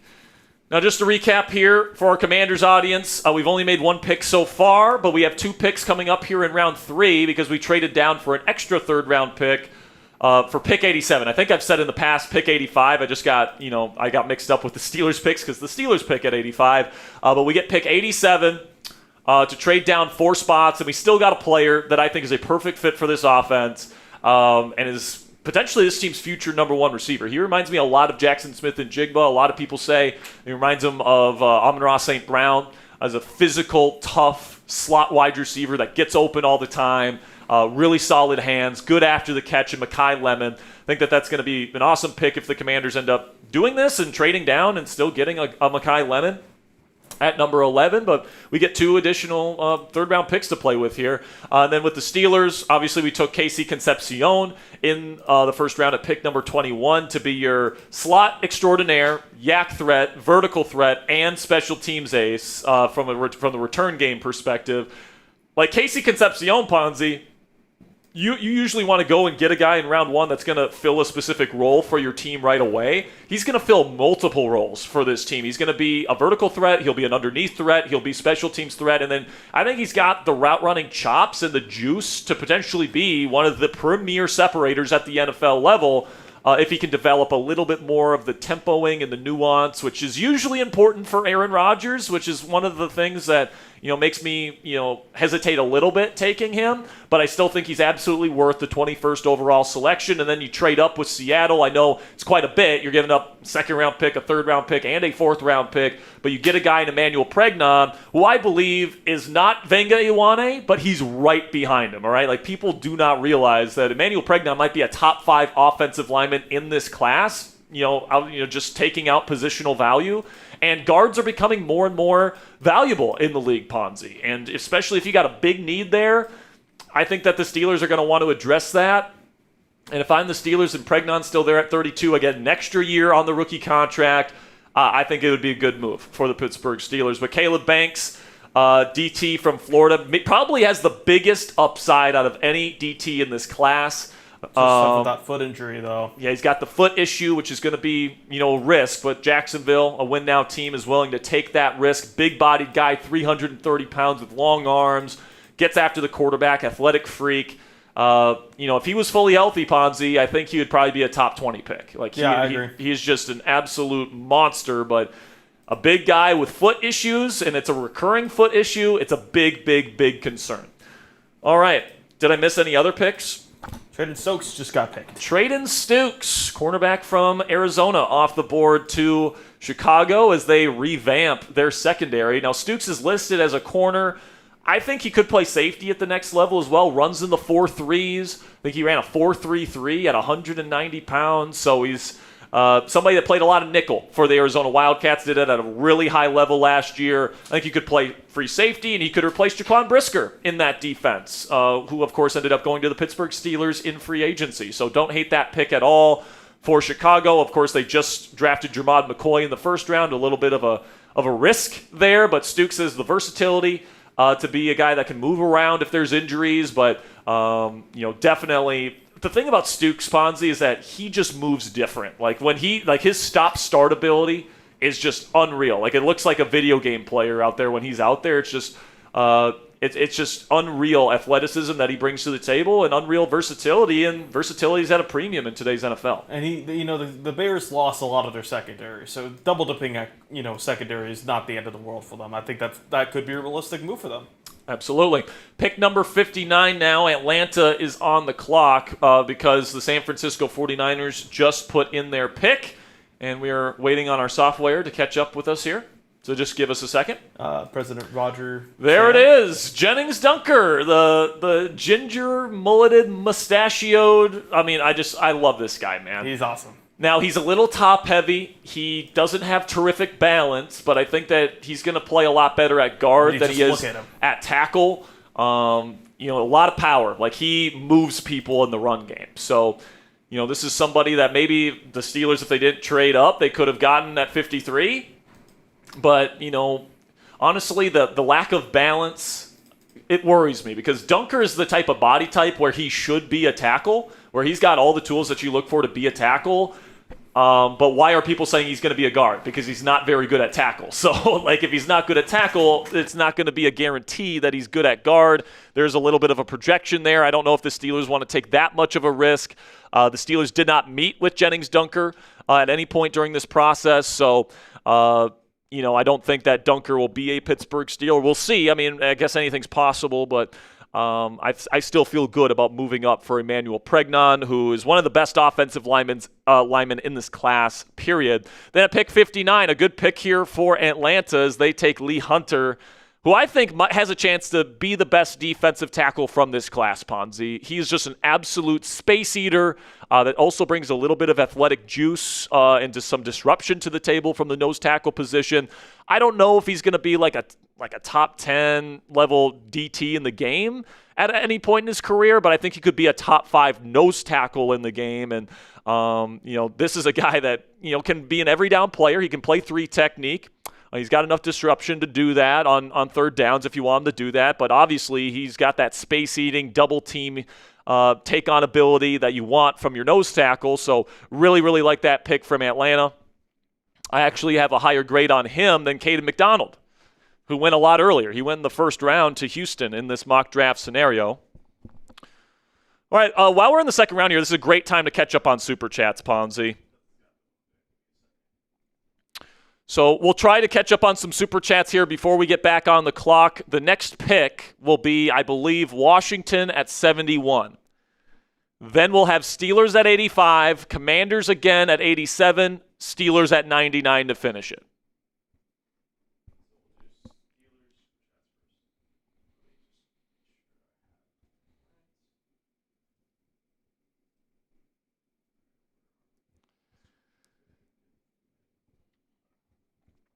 Looks like we have a trade.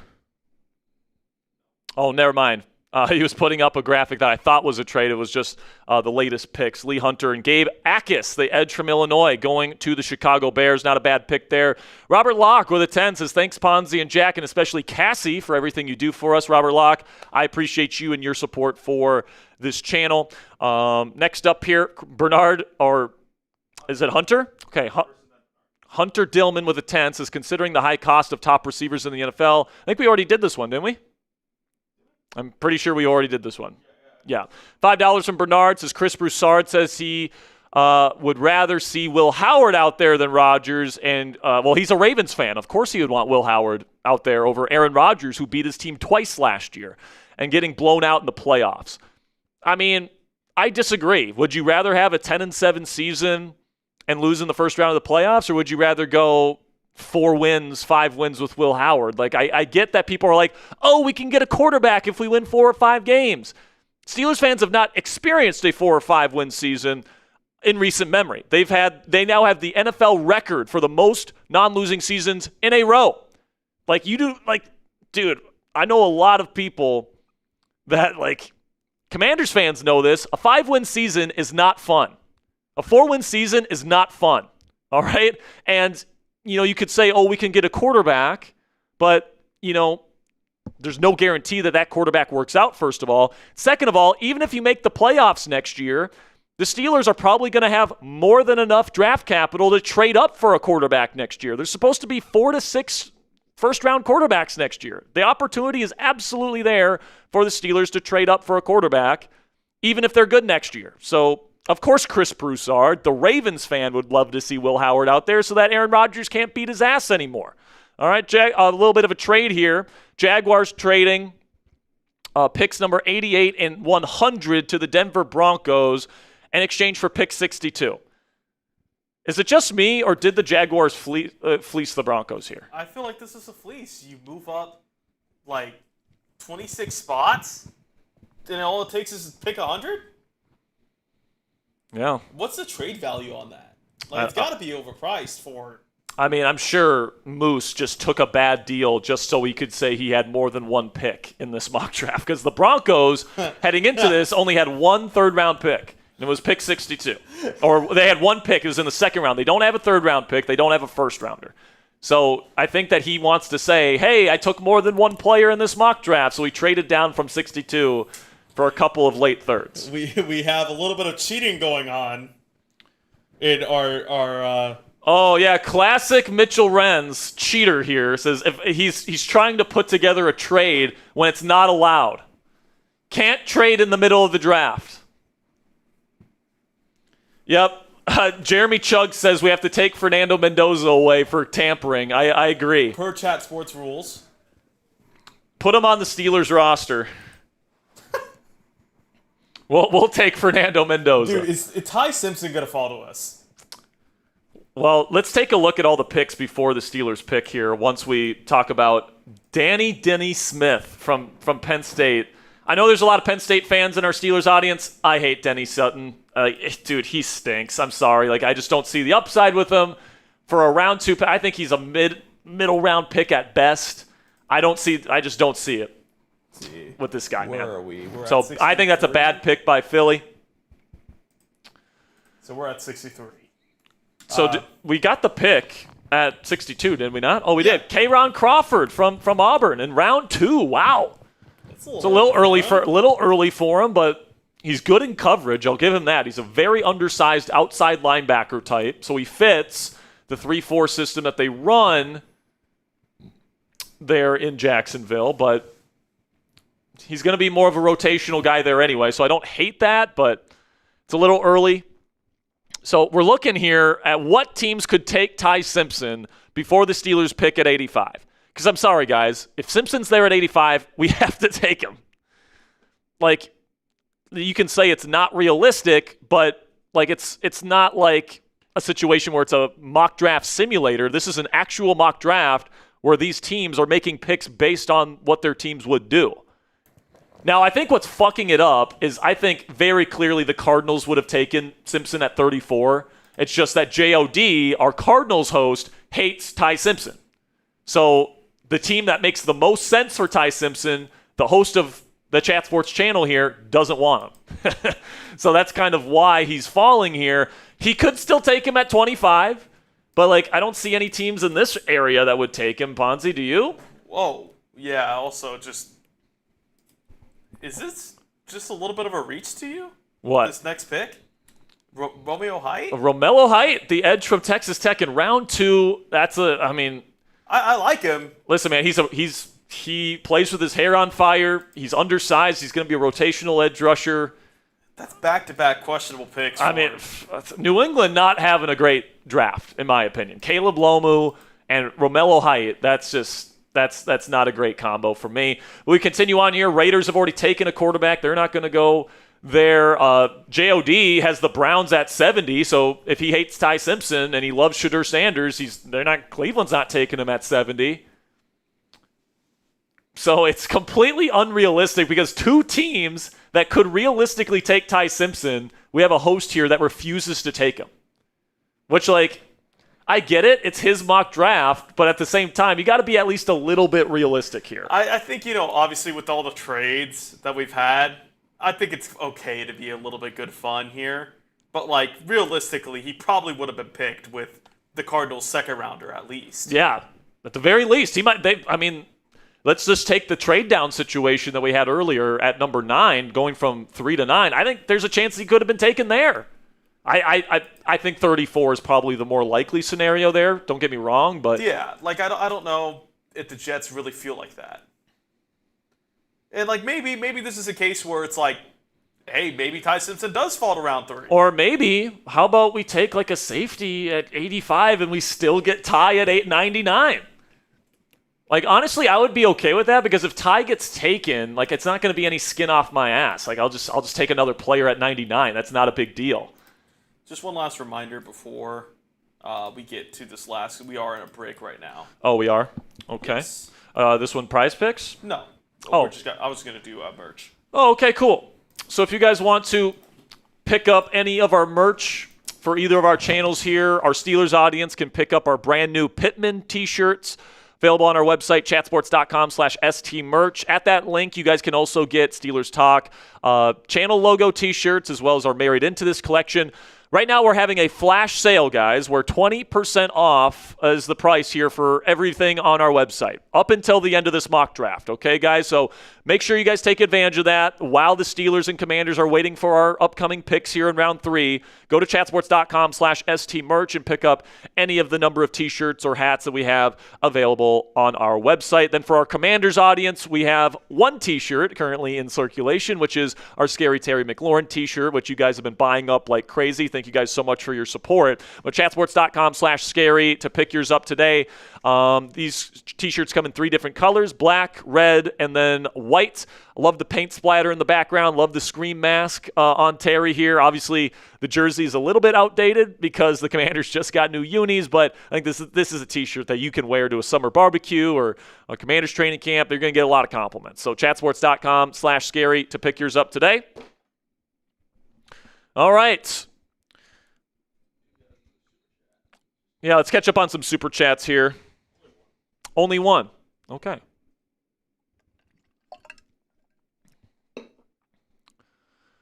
Jadarian Price, by the way, was the final pick in round 2. The Seattle Seahawks ended up taking the running back from Notre Dame there at the end of round 2.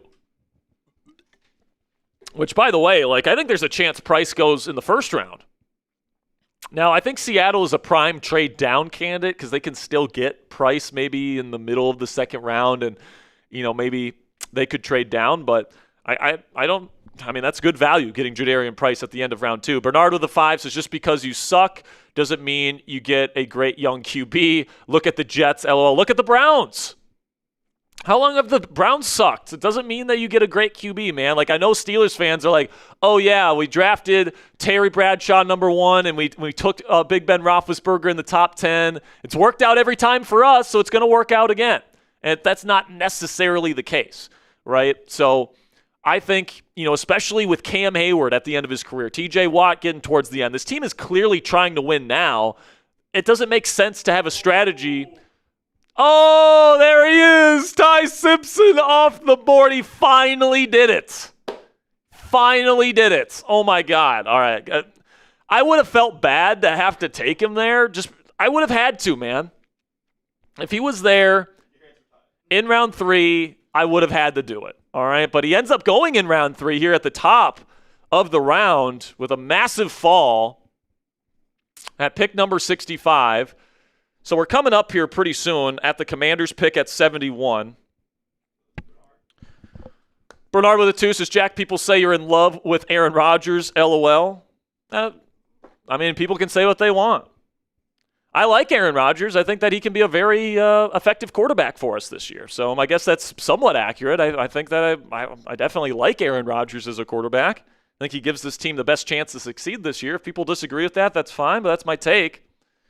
All right, so let's take a look at some of the top players available at certain positions of needs. Malachi Fields coming off the board here, wide receiver from Notre Dame, going to Tennessee. So the Commanders, I think we could look at center. Do we have a center graphic here? All right. So I would say Sam Hecht is the guy that I'm looking at here in terms of the center prospects, but what about safety?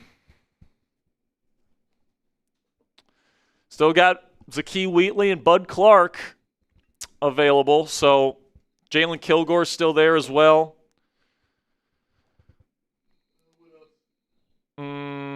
Corner, maybe? Corner. Let's take a look at corner and defensive lineman as well.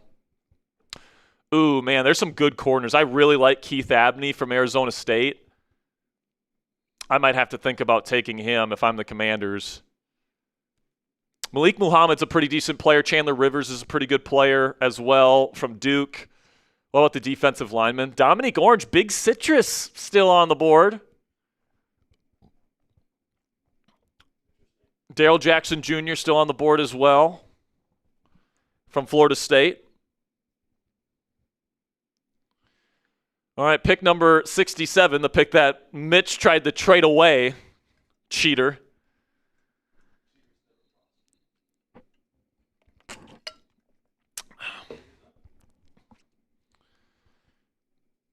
Now, for our Steelers audience, I just want to let you know, I don't think I'm even going to consider a quarterback until 99. All right, I might not pick one in this entire draft because I probably prefer the Steelers pick one in round 4 anyways. So if there's good players at other positions, I'm probably going to pass on quarterback in this mock, just so you guys know. But Zachariah Branch, wide receiver, I'm surprised he didn't go Elijah Surratt. Like to have Fernando Mendoza's best buddy, the back shoulder machine that was at Indiana last year between those two. How do you not take Elijah Surratt there? That's kind of a big miss, I'm not going to lie. I understand that I think they took a bigger receiver earlier, did they not? Let's see their... Yeah, let's see. I can't remember if they took a receiver earlier. I don't think so. Because they bring in Jalen Naylor this offseason. That was like their big addition. They have Dante Thornton from Tennessee, their draft pick from last year. No. So that's their pick at receiver. Wow, I'm shocked that he did not take Elijah Surratt. Shocked. Like that, to me, that is a much better pick. Now, maybe they're thinking Branch can help them on special teams, like kind of our same thinking with the Steelers pick. But Branch, like you're taking a bit of a risk on him because... Or maybe someone convinced him. Any sort of downfield route running ability, like I think there's flashes of it. There's just not a lot of it on his film. So it's a little bit of a projection where it's like you're hoping that he can run routes down the field at a high level. And he's small. So who are we looking at for 71 here? Dude, I'm not going to lie, man. I think Keith Abney would be a good pick. Show me the safeties again. Yeah, I mean, I feel like, the board has fallen decently. Yeah. Can we just see the best available and just scroll down and see who's the best available here? See if we can get a... Yeah, Keith Abney would be probably the best value here. Dominique Orange. If you want to go D-line, you could get Dominique Orange and have him potentially be your Daron Payne replacement of the future, maybe? Just keep going down. Sorry. Not just the first four. Is there anybody here that, We've already taken receiver, so, there's a couple of receivers I like at this spot. It's just I don't love any. We took Mekhi Lemon, so I don't see another need to draft the first two picks wide receiver. So I mean, I thought Kyle Lewis is still here. Yeah. I definitely would maybe consider him. I think he might be my second guy if Keith Abney isn't there. Yeah, I like Kyle Lewis. I think that he would be an awesome fit in Durante Jones's system. He could play like a big nickel. He could be this team's Josh Metellus. So I actually kind of like that at 71 here. People in Commander's chat saying big citrus or corner. The thing about Kyle Lewis is that you're not going to get a player like him in the rest of the draft. No. Whereas there's still some good DTs and there's still some pretty good corners available. But Abney's really good. And remember, we do have a second, third round pick. And we do have a second, third rounder. I think it's a tough call for me, man. I think we go if we get this. I don't know. Kyle Lewis, do we go Keith Abney and then if Lewis finds a way to fall to us, like we're thrilled about it? We could see Lewis go off right now. I could see the tactic. Because if we miss out on Kyle Lewis, later on down the draft, we could look at Harold Perkins Jr. from LSU. That's a possibility. Keyshawn Elliott, I don't mind. Yeah. There's some him. good linebackers still available. Josiah Trotter's still out there, man. He's a pretty darn good player. But I don't want to get a true linebacker. I'd rather get like an undersized cover player that can kind of be like a safety linebacker hybrid. I think if Keith Abney's there at 71, that's going to be the pick. Cleveland's pick is in. Oh my goodness! Did they take him? Oh my God! Cleveland is just absolutely cucking us. They are a thorn in my side today. Can I take a look at the corners here? Yeah. I am on the board here at 71. I don't love Malik Muhammad here. I'd rather take him later. I think we might have to go Kyle Lewis here, guys. Let's take a look at safety. Wheatley's there. Nah, I like Clark too, but I think we can get him with this next pick. Yeah, I think we could. Defensive line. People want big citrus, man, and I would love to be able to say we got big citrus. And Johnny Newton, Illinois guy too, right? Let's see. What does the GM of the Washington Commanders have to say? All right, I just sent it in. Ba-da-dum-bum-bum, ba-da-dum-dum-dum. All right, we are going to be taking Big Citrus. He is a Washington Commander. Let's go, man. Big Citrus is a Washington Commander. He'll be the heir apparent with Daron Payne entering the final year of his contract. He's going to be an instant part of this rotation. Sam just texted me, Sperry loves fatties. Absolutely. I love me some big citrus, dude. All right, that's some great stuff right there. Love that, all right?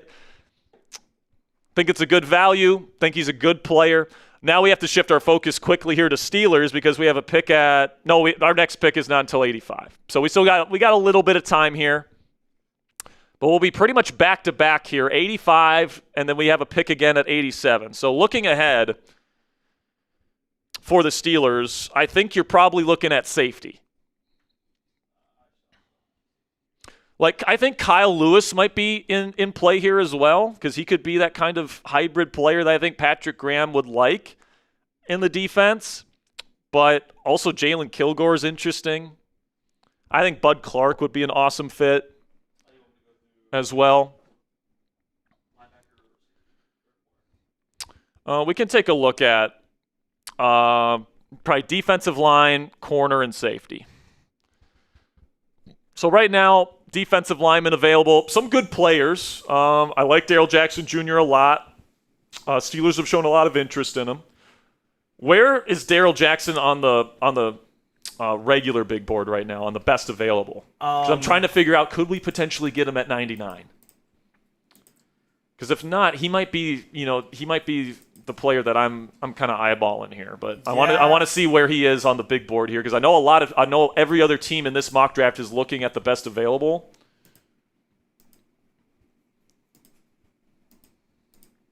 Let me see if I can pull this up real quick.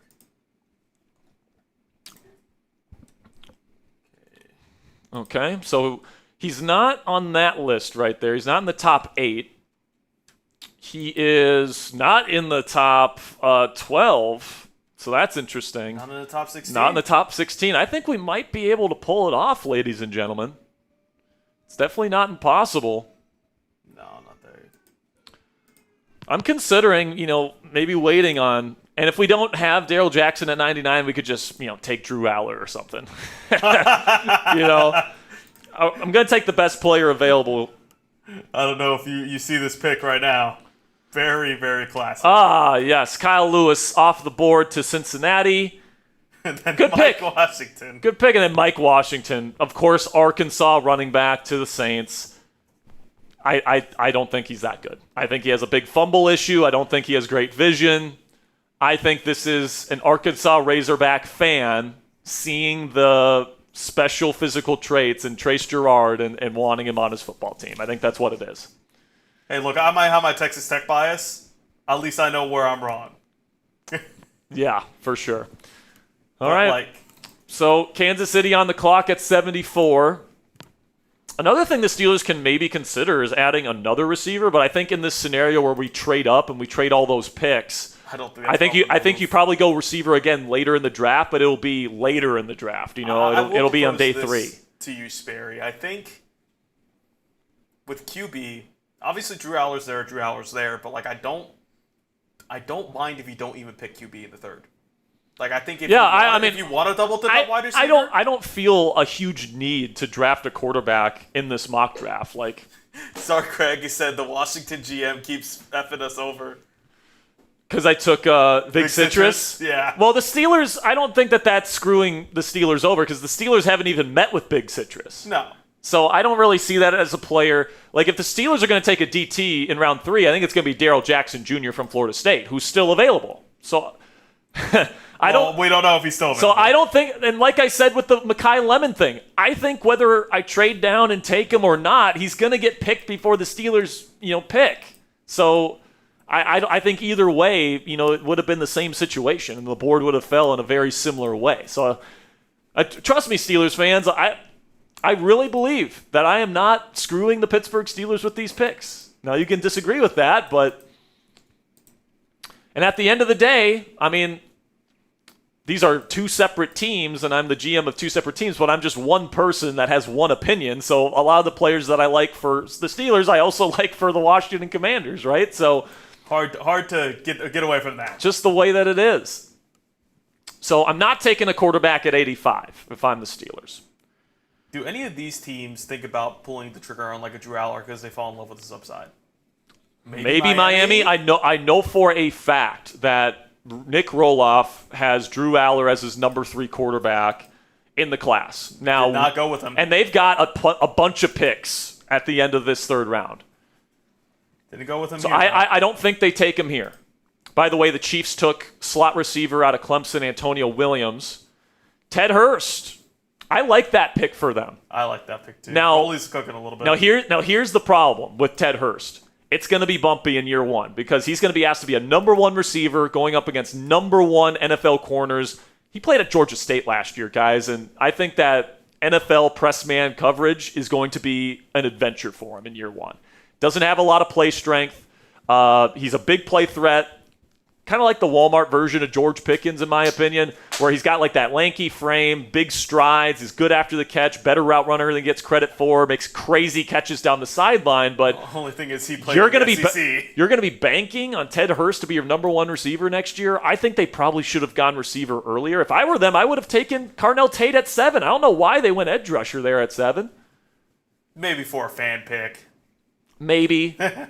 But like I get it, Miami Hurricanes sticking in South Beach, but like they need a true number 1 receiver. If they want Malik Willis to be good this year, they got to have somebody that can legitimately be a number 1, and they had a legit number 1 in their sights with the number 7 pick, and they missed him. And they passed on Denzel Boston at 30 to take a corner. So I'm not a big fan of Bisantis. So I honestly, I'm not the biggest fan of that collection of picks for Miami, if I'm being honest. Seattle. Oh, Trace said someone bought a shirt to make that pick. So I guess our Saints host is selling picks. Something we all agreed wouldn't be something that we do this year. Well, I'm pretty sure it was easy to sell him on that pick, though. I bet. So the Seattle Seahawks are taking Davison Igbeneusen from Ohio State. I think he's a good press man corner, but the thing is they don't play press man at all in Seattle. So better learn how to play from off coverage there, man. I think that's a terrible fit. Who would have been a better fit there? Malik Muhammad, Chandler Rivers, both of those guys would have been better fits in my opinion. Yeah. I think that's just, we saw the top corner, let's take him. Looks like Tampa Bay is already making their selection as well. Max Clare, tight end from Ohio State. Our pick is coming up. So let's take a look here at the best defensive linemen, cornerbacks, and safeties. So best defensive lineman, Darrell Jackson Jr. is definitely on my radar for the Pittsburgh Steelers. At corner, Malik Muhammad, Chandler Rivers, 2 decent players, and then safety is the one I'm really looking at. Bud Clark, I think is probably the guy that I would prefer for the Steelers, just because he can play in the slot. So if Jalen Ramsey gets injured, Clark could potentially play there. You also have Brandon Echols there as well, though. But the Steelers, the one thing that we don't have right now that I think the Steelers really want to get is a safety that can be brought in this year to be a backup/rotation piece behind Jaquan Brisker. But remember, Brisker only has a 1-year contract. So I think what they want is somebody that can eventually be their full-time starter down the road. And I think Bud Clark fits that perfectly. And Chandler Rivers off the board here to Indianapolis. Trying to look at who could potentially steal him under from us.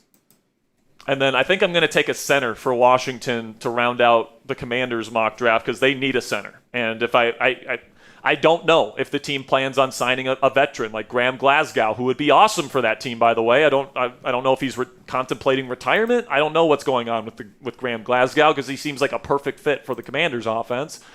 But you got Ethan Pocic, who's not as good as he once was. Lloyd Cushenberry, who's had a couple off seasons in Tennessee. But, he got a big contract from the Titans a few years ago, so maybe there's still something there.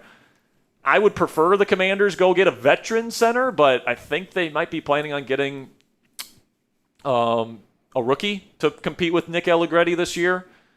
So I think that's probably where I'm going with these next 2 picks. Safety for Pittsburgh, center for Washington. It just depends on if the right guy falls to me here.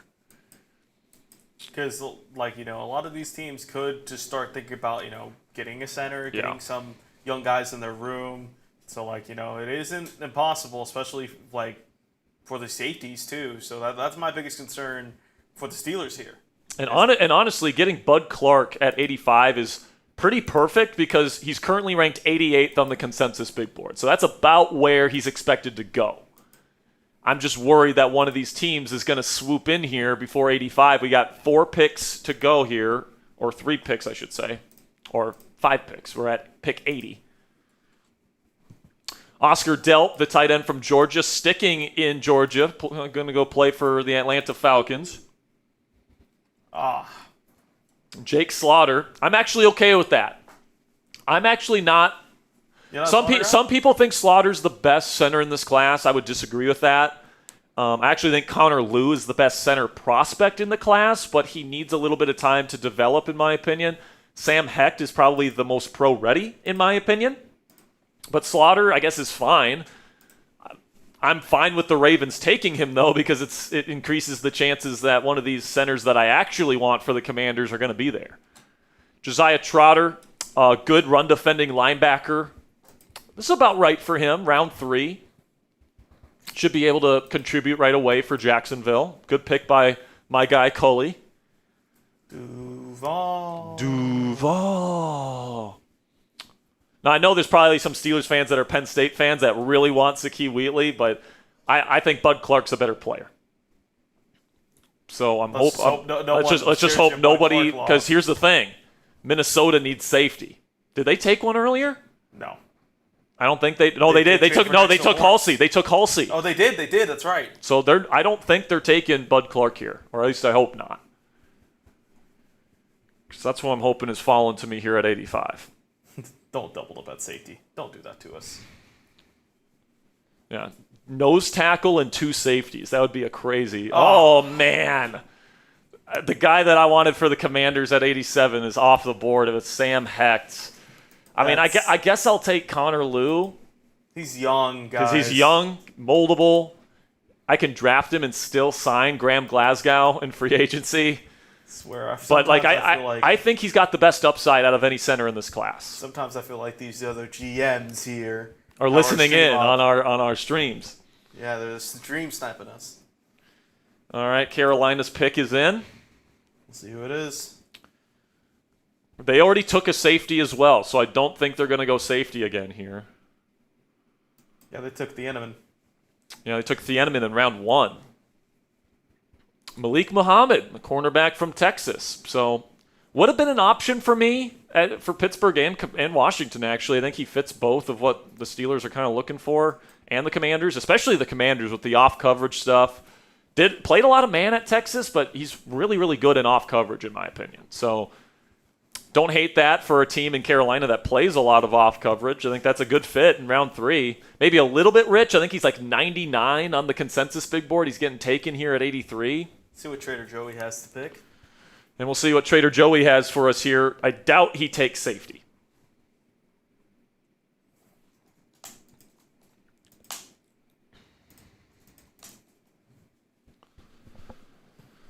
Need me to look at best. Why every time we pick there is a AFC North team drafting in front of us? It's NFC North. What's that? NFC North. The Ravens? This is Packers. Oh, I guess, yeah. Still a North team. Still a North team. I thought it was Ravens for some reason. Man, there's some good players still on the board. Dazon Stribling's a good player. All right, we're on the clock. Dalen Everett, corner from Georgia. Have fun with him. He's fast. He can't move laterally very well. So I'm not a big fan of Dalen Everett. Very Packers corner. That's fine by me that they want him.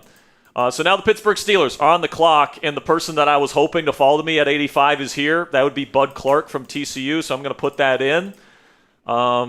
Bud Clark is number 88 on the consensus big board, so this is right around where he's expected to go. I was hoping that he was going to fall to me here, and that's exactly what happened. So I'm loving my Steelers mock draft to this point where we have Casey Concepcion to be our slot weapon, vertical threat, and a yak threat. Great special teams player, return man.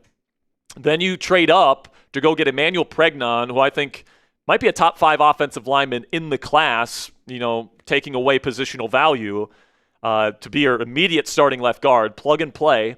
Then you get Bud Clark to come in here. And if you guys watch the Senior Bowl practices this year, he was maybe the most impressive safety in coverage. If you ask a guy like this to play man-to-man against a slot corner, he's going to be able to do that. He can play in the slot. He did that quite a bit at TCU, but he can also play safety.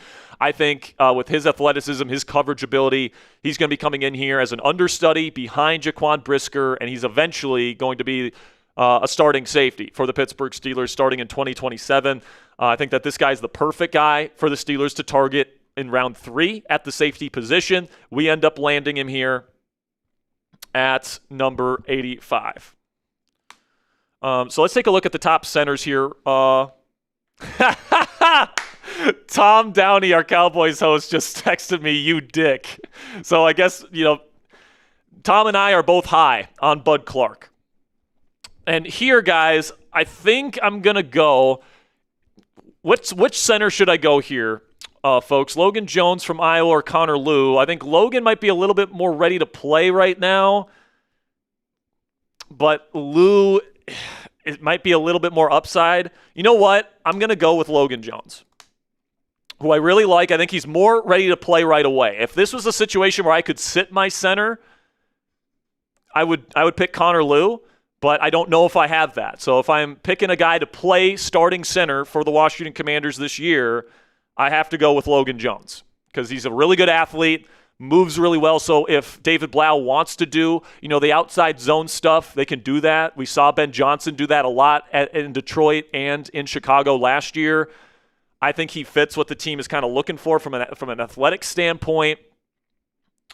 I think that this is a good pick for the Washington Commanders, a position that this team desperately needs. I don't trust Nick Allegretti to be this team's starting center this year. I just don't.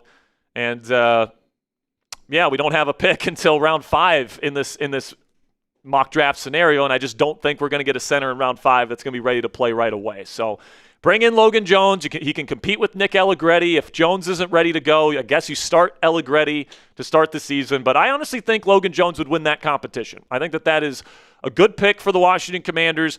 And you guys can kind of see here, because we don't have any trades lined up at the end of round 3, spoiler alert, Commanders fans, but we're going to finish this mock draft here in the first 3 rounds with 3 players that I think can help this team win.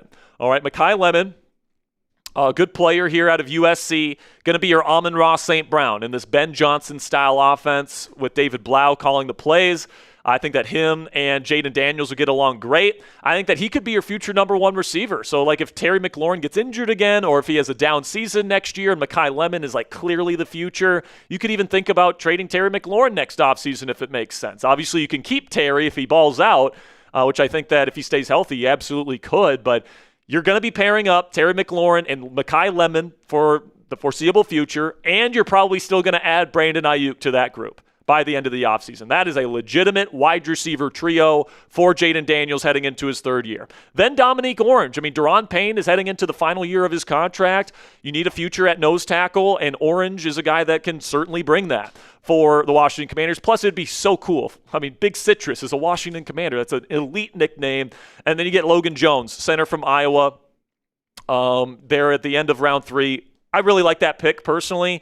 Really good athlete. Maybe the play strength isn't exactly where it needs to be, but they coach up their offensive linemen at Iowa really, really well. And I think if anybody that was left on the board was going to be, a solid, functional starting center for this offense next year, it was probably going to be Logan Jones. So I think we can end this mock draft here for the Washington Commanders feeling pretty darn good about where we stand here going into day 3 of the NFL draft. And, I think that's where we're at. Then when it comes to the Pittsburgh Steelers, obviously, you've got Casey Concepcion, Emmanuel Pregnon, Bud Clark. If you end up with those 3 players as your first 3 picks, that is an unbelievable start to your draft. I know you had to trade up to get Pregnon, but I think these are the 3 positions the Steelers want to address first with their first 3 picks this year, and you're getting players that can, really help you out in year 1 and down the road. I would be really, really happy with this result if it actually ends up happening. Obviously, I'd prefer a Jordan Tyson or a Mekhi Lemon or Omar Cooper Jr. if they followed you at 21, but Concepcion, really electric player. I have no problem taking him in round 1. Pregnon's going to be plug and play, left guard. Feel really good about him getting a second contract, and because we trade back into first round, he gets that extra year on his deal. And then Bud Clark, man, I think he's going to be your starting free safety 2027 after a year playing and developing behind Jaquan Brisker. All right, so now we're into the 90s. Can we just have a little bit of a recap here of the picks that we missed? Chris McClellan to the Eagles. I think we need to go back even further, Ponzi. Okay. Let's see here. Obviously after our picks, so keep going. Yeah. Jonah Coleman, the running back from Washington, kind of an A.J. Dillon-esque power back going to Denver. Then you got, who's next? Chris McClellan? Yeah, Chris McClellan goes to the Philadelphia Eagles, defensive tackle from Missouri. With Jalen Carter's situation being a little bit fuzzy. Yeah, I don't hate that as a rotational piece for them. All right, so now the only pick we have left in this mock draft is the Pittsburgh Steelers at 99. Is this the time to go quarterback? Honestly, man, if Darrell Jackson Jr. is there at 99, that's the pick. Because the Steelers love him. They've brought him in for a top 30 visit and a top 30 visit and had a combine formal with him. Only 7 players in this draft the Steelers had both of those with. He was one of them, so they clearly like him. Long arms, big body, can be disruptive, but he can also, I think he's got upside as a potential future nose tackle. You got a guy that's a similar build in Sebastian Joseph Day on a shorter-term contract, a veteran piece that can coach him up. Maybe he can be your nose tackle of the future. I think if he's there at 99, that's the pick. If he's not, what are some other positions here? We could go Jazon Stribling, I guess, but I think in this scenario where you're trading 3 picks to go up to 32, you're probably not taking another receiver this early. You could think about linebacker. I like Keyshawn Elliott from ASU and Bryce Betcher from Oregon. I think both those players are good players to me, but is it too early to take linebacker? I would definitely take Darrell Jackson ahead of him. But I think the clear leader in the clubhouse here, Ponzi, is Darrell Jackson Jr. if he finds a way to get to 99. Can we look at the best available? Where is Darrell Jackson ranked? Right now, he's still the number 2 defensive lineman. Because if he gets taken here, I don't love Onyedem, Halton, or Regis for the Steelers. I'd want somebody with maybe a future at nose tackle, a bigger-bodied guy. Yeah, you got some options here. You know, I think Keyshawn Elliott, linebacker's an interesting one if we can't get Darrell Jackson. Markel Bell's interesting from Miami. Offensive tackle. Big, hulking player that the Steelers like. I would think about him. Still some good receivers on the board here. I'm going to be honest with you guys, Steelers fans out there. I wanted to take a guard in round 1 this year at 21. That was my plan going into today. I was hoping to get Iwane. I was hoping to get Fano. And then my emergency option actually was Caden Proctor because I think he can be an excellent guard at the next level. And then I was going to take a receiver later on because I knew Ponzi that these good receivers were going to be here waiting for me in round 3 if I wanted to do that. But right now, obviously, we're going to be a little bit more of hoping and praying one of these guys that we like. I would say right now, I might go a fatty here. Another one. Either Markel Bell, massive left tackle, mauler out of Miami, or Darrell Jackson Jr. If one of those 2 guys are there, I think that's going to be the pick for me. But can we just and Dejon Stribling, by the way, off the board to L.A. Good pick for them. Good pick because he Keyshawn Elliott, does that become a possibility if you really want for Steelers? I would say Keyshawn would be my 3rd option. Gotcha. I think that's probably my 3rd as well. I just think because Patrick Queen's on 1-year deal, linebacker, what? 2 of your pieces don't have a contract pass this year? Yeah, so Queen and Malik Harrison are both free agents next year. So I do think the Steelers would want to bring in like a developmental linebacker, and Keyshawn Elliott fits that mold. But is round 3 too early for him? I mean, he's a good player. And we could take Nussmeier, we could take Aller, but like, if I'm being honest with you guys,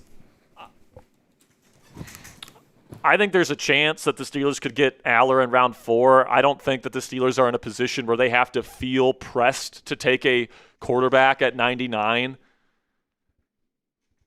Because you're going to have Rodgers back this year, most likely. The team likes Will Howard as a QB prospect. They like Mason Rudolph as a backup.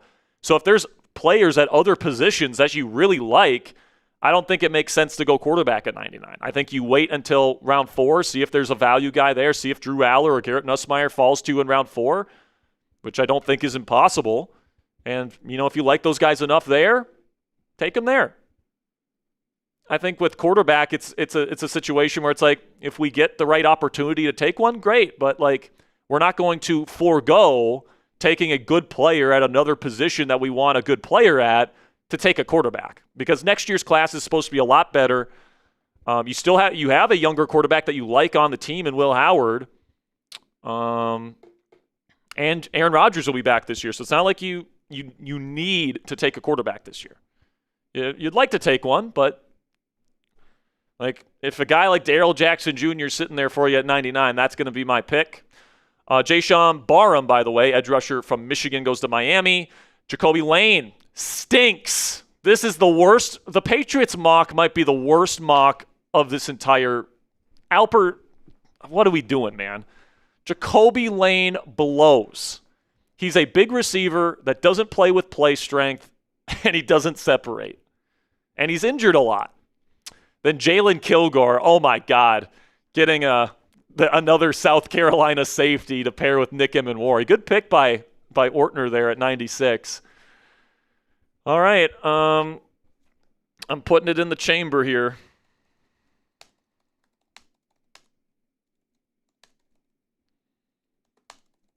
Hopefully nobody. The Giants already took a DT earlier in Peter Woods. I don't think they go DT again.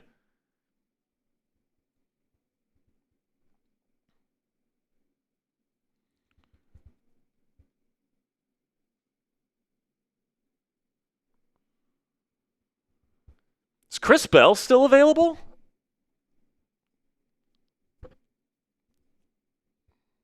Oh, no, he must have got picked somewhere. Oh, my God. What? Oh, my God, man. Are you kidding me? The Giants have been absolutely killing me today, guys. Let's put up the DTs here, see if there's anyone that we like. Otherwise, we might be shifting to either quarterback, linebacker, or I don't know, man. Maybe Markel Bell. I like Markel a lot, but I like Nick Barrett a lot from South Carolina, but I think it's too early for him. Yeah, I don't think we're taking D-line here, guys. Go to offensive tackle. Actually, go to top available. Oh, best available? Okay. Don't do the 4. Do the 8. I want to see options here because I'm almost on the board here. All right, we are on the clock here, Steelers Nation. So who do we take? Sargent wants Drew Aller. Honestly, man, I'm considering it at this point. Now, Markel Bell is an awesome – I really like Markel Bell. And, I don't think later in the draft you're going to get a player like him. I think you can get a decent quarterback prospect. So I'm going to take the massive offensive tackle from Miami, guys. I know there's people that want a quarterback taken here. I think there's a chance Drew Aller falls to 135, which would be our next pick in this scenario. And if he doesn't, Garrett Nussmeier has a decent chance of being there. If he's not there, we'll just continue on with this draft because we don't need to take a quarterback in this year's draft. So I'm going to take Markel Bell, offensive tackle from Miami, to give us some more depth on the offensive line and competition for Dylan Cook, Broderick Jones, who we don't even know is going to be available for the start of training camp. I just think you want to bring in somebody here with some size, really fortify this group and kind of make it injury-proof. Like if the Steelers have injuries on the offensive line this year with Pregnon and Bell, you're going to be fine. And with Nussmeier, Aller still on the board, I think that there's a decent chance you could get one of those in 135. And if both of them are off the board by then, you just continue on. Get a linebacker, get a corner, continue to fill out the needs and your future needs on the roster.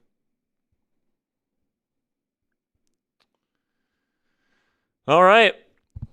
The pick is in. There it is. Markel Bell, the massive left tackle from the Miami Hurricanes. Mauler, built to play in the AFC North. I think that it's the right time to go get him at this spot. I would have taken Darrell Jackson Jr. at 97, so Marsh, if you're watching, F you, man. I love you, but F you for taking my guy at 97. But I like Markel Bell a lot too. Still adding a good trench player. Trench play is king in the National Football League, especially in the AFC North. So now we're at the final pick here in round 3, and we can take a look here at what we had for the Pittsburgh Steelers through these first 3 rounds. And I think that we did a pretty darn good job. I'm not going to lie. I probably would have loved to get Darrell Jackson Jr., just like I would have loved to get Mekhi Lemon or Jordan Tyson or one of these guys. Yeah, I know. I took quiet over there, Ponzi, all right? But I think that this is a very good haul. If the Pittsburgh Steelers end up getting these 4 players, I would be really happy with it. Casey Concepcion, I think, is a first-round caliber wide receiver. Now, he's going to have to fix the drops when he gets into the league, but he's an electric playmaker. He separates. He gets down the field and separates vertically. So I think he provides this wide receiver room everything that it's looking for, and he provides special teams value. You get Emmanuel Pregnon. I know you had to give up quite a bit to go get a guard, but, I mean, that guy's pretty much a guarantee to be a multi-contract guy here in Pittsburgh. I think that he's an awesome prospect and more than worth that 32 overall selection, especially because Iwane, Proctor, Fano were all off the board. Then Bud Clark, round 3, really love the safety prospect out of TCU. Great coverage player. I think Patrick Graham would love him. Then Markel Bell, the massive tackle from Miami. Getting some more depth along an important group along the offensive line. Still going into day 3, could use another quarterback, could use a defensive line rotation piece, could use a developmental corner, a developmental linebacker. But heading into day 3 here, guys, the Pittsburgh Steelers get everything that they need to get in this draft. All right, you get your number 3 starting receiver, you get your starting left guard, you get your developmental safety that's going to eventually be your starter in 2027, and then you get a guy in Markel Bell who at best is your starting left tackle and wins that competition out of camp. At worst is really, really good depth at the offensive line spot. Where he can get better, and maybe he's your starting left tackle in 2027. So really like the result that we had here for the Pittsburgh Steelers. And then for the members of our Commanders audience that is still watching, I really like what we got here for the Washington Commanders. Mekhi Lemon, future number 1 receiver in Washington, current number 2 or number 3, depending on the Brandon Ayuk situation and how he plays this year, but slot weapon in an offense that knows how to use slot weapons. Then Dominique Orange, big citrus, big nose tackle to replace Daron Payne as the future starting nose tackle of the Commanders. And Logan Jones, a day 1 starting center for you, or at least somebody that can compete for the starting job. All right, well, I think that it's still 5. All right, cool. So just so you guys know, our bosses just let us know that the 20% off flash sale on our website, chatsports.com/stmerch, is going to be available until 5 p.m. tonight, right? Or is it 5 minutes after the draft? It's 5 p.m. CT. Oh, okay, so 6 p.m. Eastern time, because we're already past 5 p.m. Eastern time. 6 p.m. Eastern time, guys, is when this flash sale ends. If you guys want a Pittman t-shirt, if you want a Steelers Talk channel logo t-shirt, a Married Into This t-shirt, whatever it is, 20% off all of our merch on our website until 6 p.m. Eastern here. So you got about 30 minutes to go. Chatsports.com/stmerch to get your t-shirt today. And then for our Commanders audience, we have our Scary Terry McLaurin t-shirts up on our website. Same thing goes for you guys. 6 p.m. Eastern time, 20% off. Scary Terry McLaurin t-shirts. Chatsports.com/scary is the link. 3 different colors, black, red, or white. You got Terry McLaurin there with the Scream mask, with this paint splatters in the background. Really, really cool design from our guy, Arnold, our merch guy here at Chat Sports. So if you guys want one of those t-shirts, chatsports.com/scary. I think we got some super chats, Ponzi, or at least one. We will stay live for as long as the super chats keep coming in here, guys. So appreciate your guys' support. I think that this was a very successful mock draft here for both teams. I'm very happy with with both the Steelers and the Commanders, what we were able to do today. But put your grades down there in the comment section. How well did I do? Give me a grade between A, B, C, D, or F for your respective team down there in the comment section. $2 from the Only Key. This is basically fan-led mock draft. Yeah, I mean, we did the fan-led mock draft earlier this week on Steelers, and we took Casey Concepcion in the first round. We went guard with our second pick. We didn't trade up. We just got Kalen Rutledge at 53. But then in round 3, I'm trying to remember who we got in round 2. I think we got Bud Clark with our third pick, if I'm not mistaken. But I think we got Darrell Jackson Jr. in that mock, and we drafted Drew Aller. But I think we took Markel Bell in the 4th in that mock draft. So a lot of the players are overlapping here, obviously. So Ponzi's actually going to go grab it right now so we can actually see what the fan-led mock draft is. And I think you're right, the Only Key. Yeah, our first 4 picks were Casey Concepcion in round 1, Kalen Rutledge in round 2, Bud Clark at 76. So we got Bud Clark for a better value. We got him at 85 in this mock. You got Darrell Jackson Jr. at 85. Then you got Drew Aller at 99, and then you got Markel Bell in round 4. So, yeah, a lot of the same players. And obviously in the fan-led mock draft, we got Bell for a better value. Then we got him in this mock draft, but honestly, in this particular mock, Ponzi, I think there would be a very good chance Drew Aller falls to the Steelers at 135. And like you could just flip-flop those. So obviously, there's no way of confirming that because our mock draft is now over. But I just want to thank each and every one of you guys for joining us here today. For our Steelers audience, we will be live tomorrow for our second normal live show of the week. We'll have segments. We'll have all the different stuff that you guys are used to. We'll also have another Steelers Talk video, a regular one, come out later this afternoon. Commanders fans, we already put your video out for the day, so make sure you guys go check that out on the channel right now. Big shout out to Ponzi. We had some technical difficulties early, but we were able to get through them here, and I think that we did a really good job with both of these mock drafts here. And if I'm a fan of the Washington Commanders or the Pittsburgh Steelers, I'm walking away pretty happy with what we were able to do this afternoon. So thank you guys so much for joining me here today. I'll see you guys next time, and until then, guys, peace out.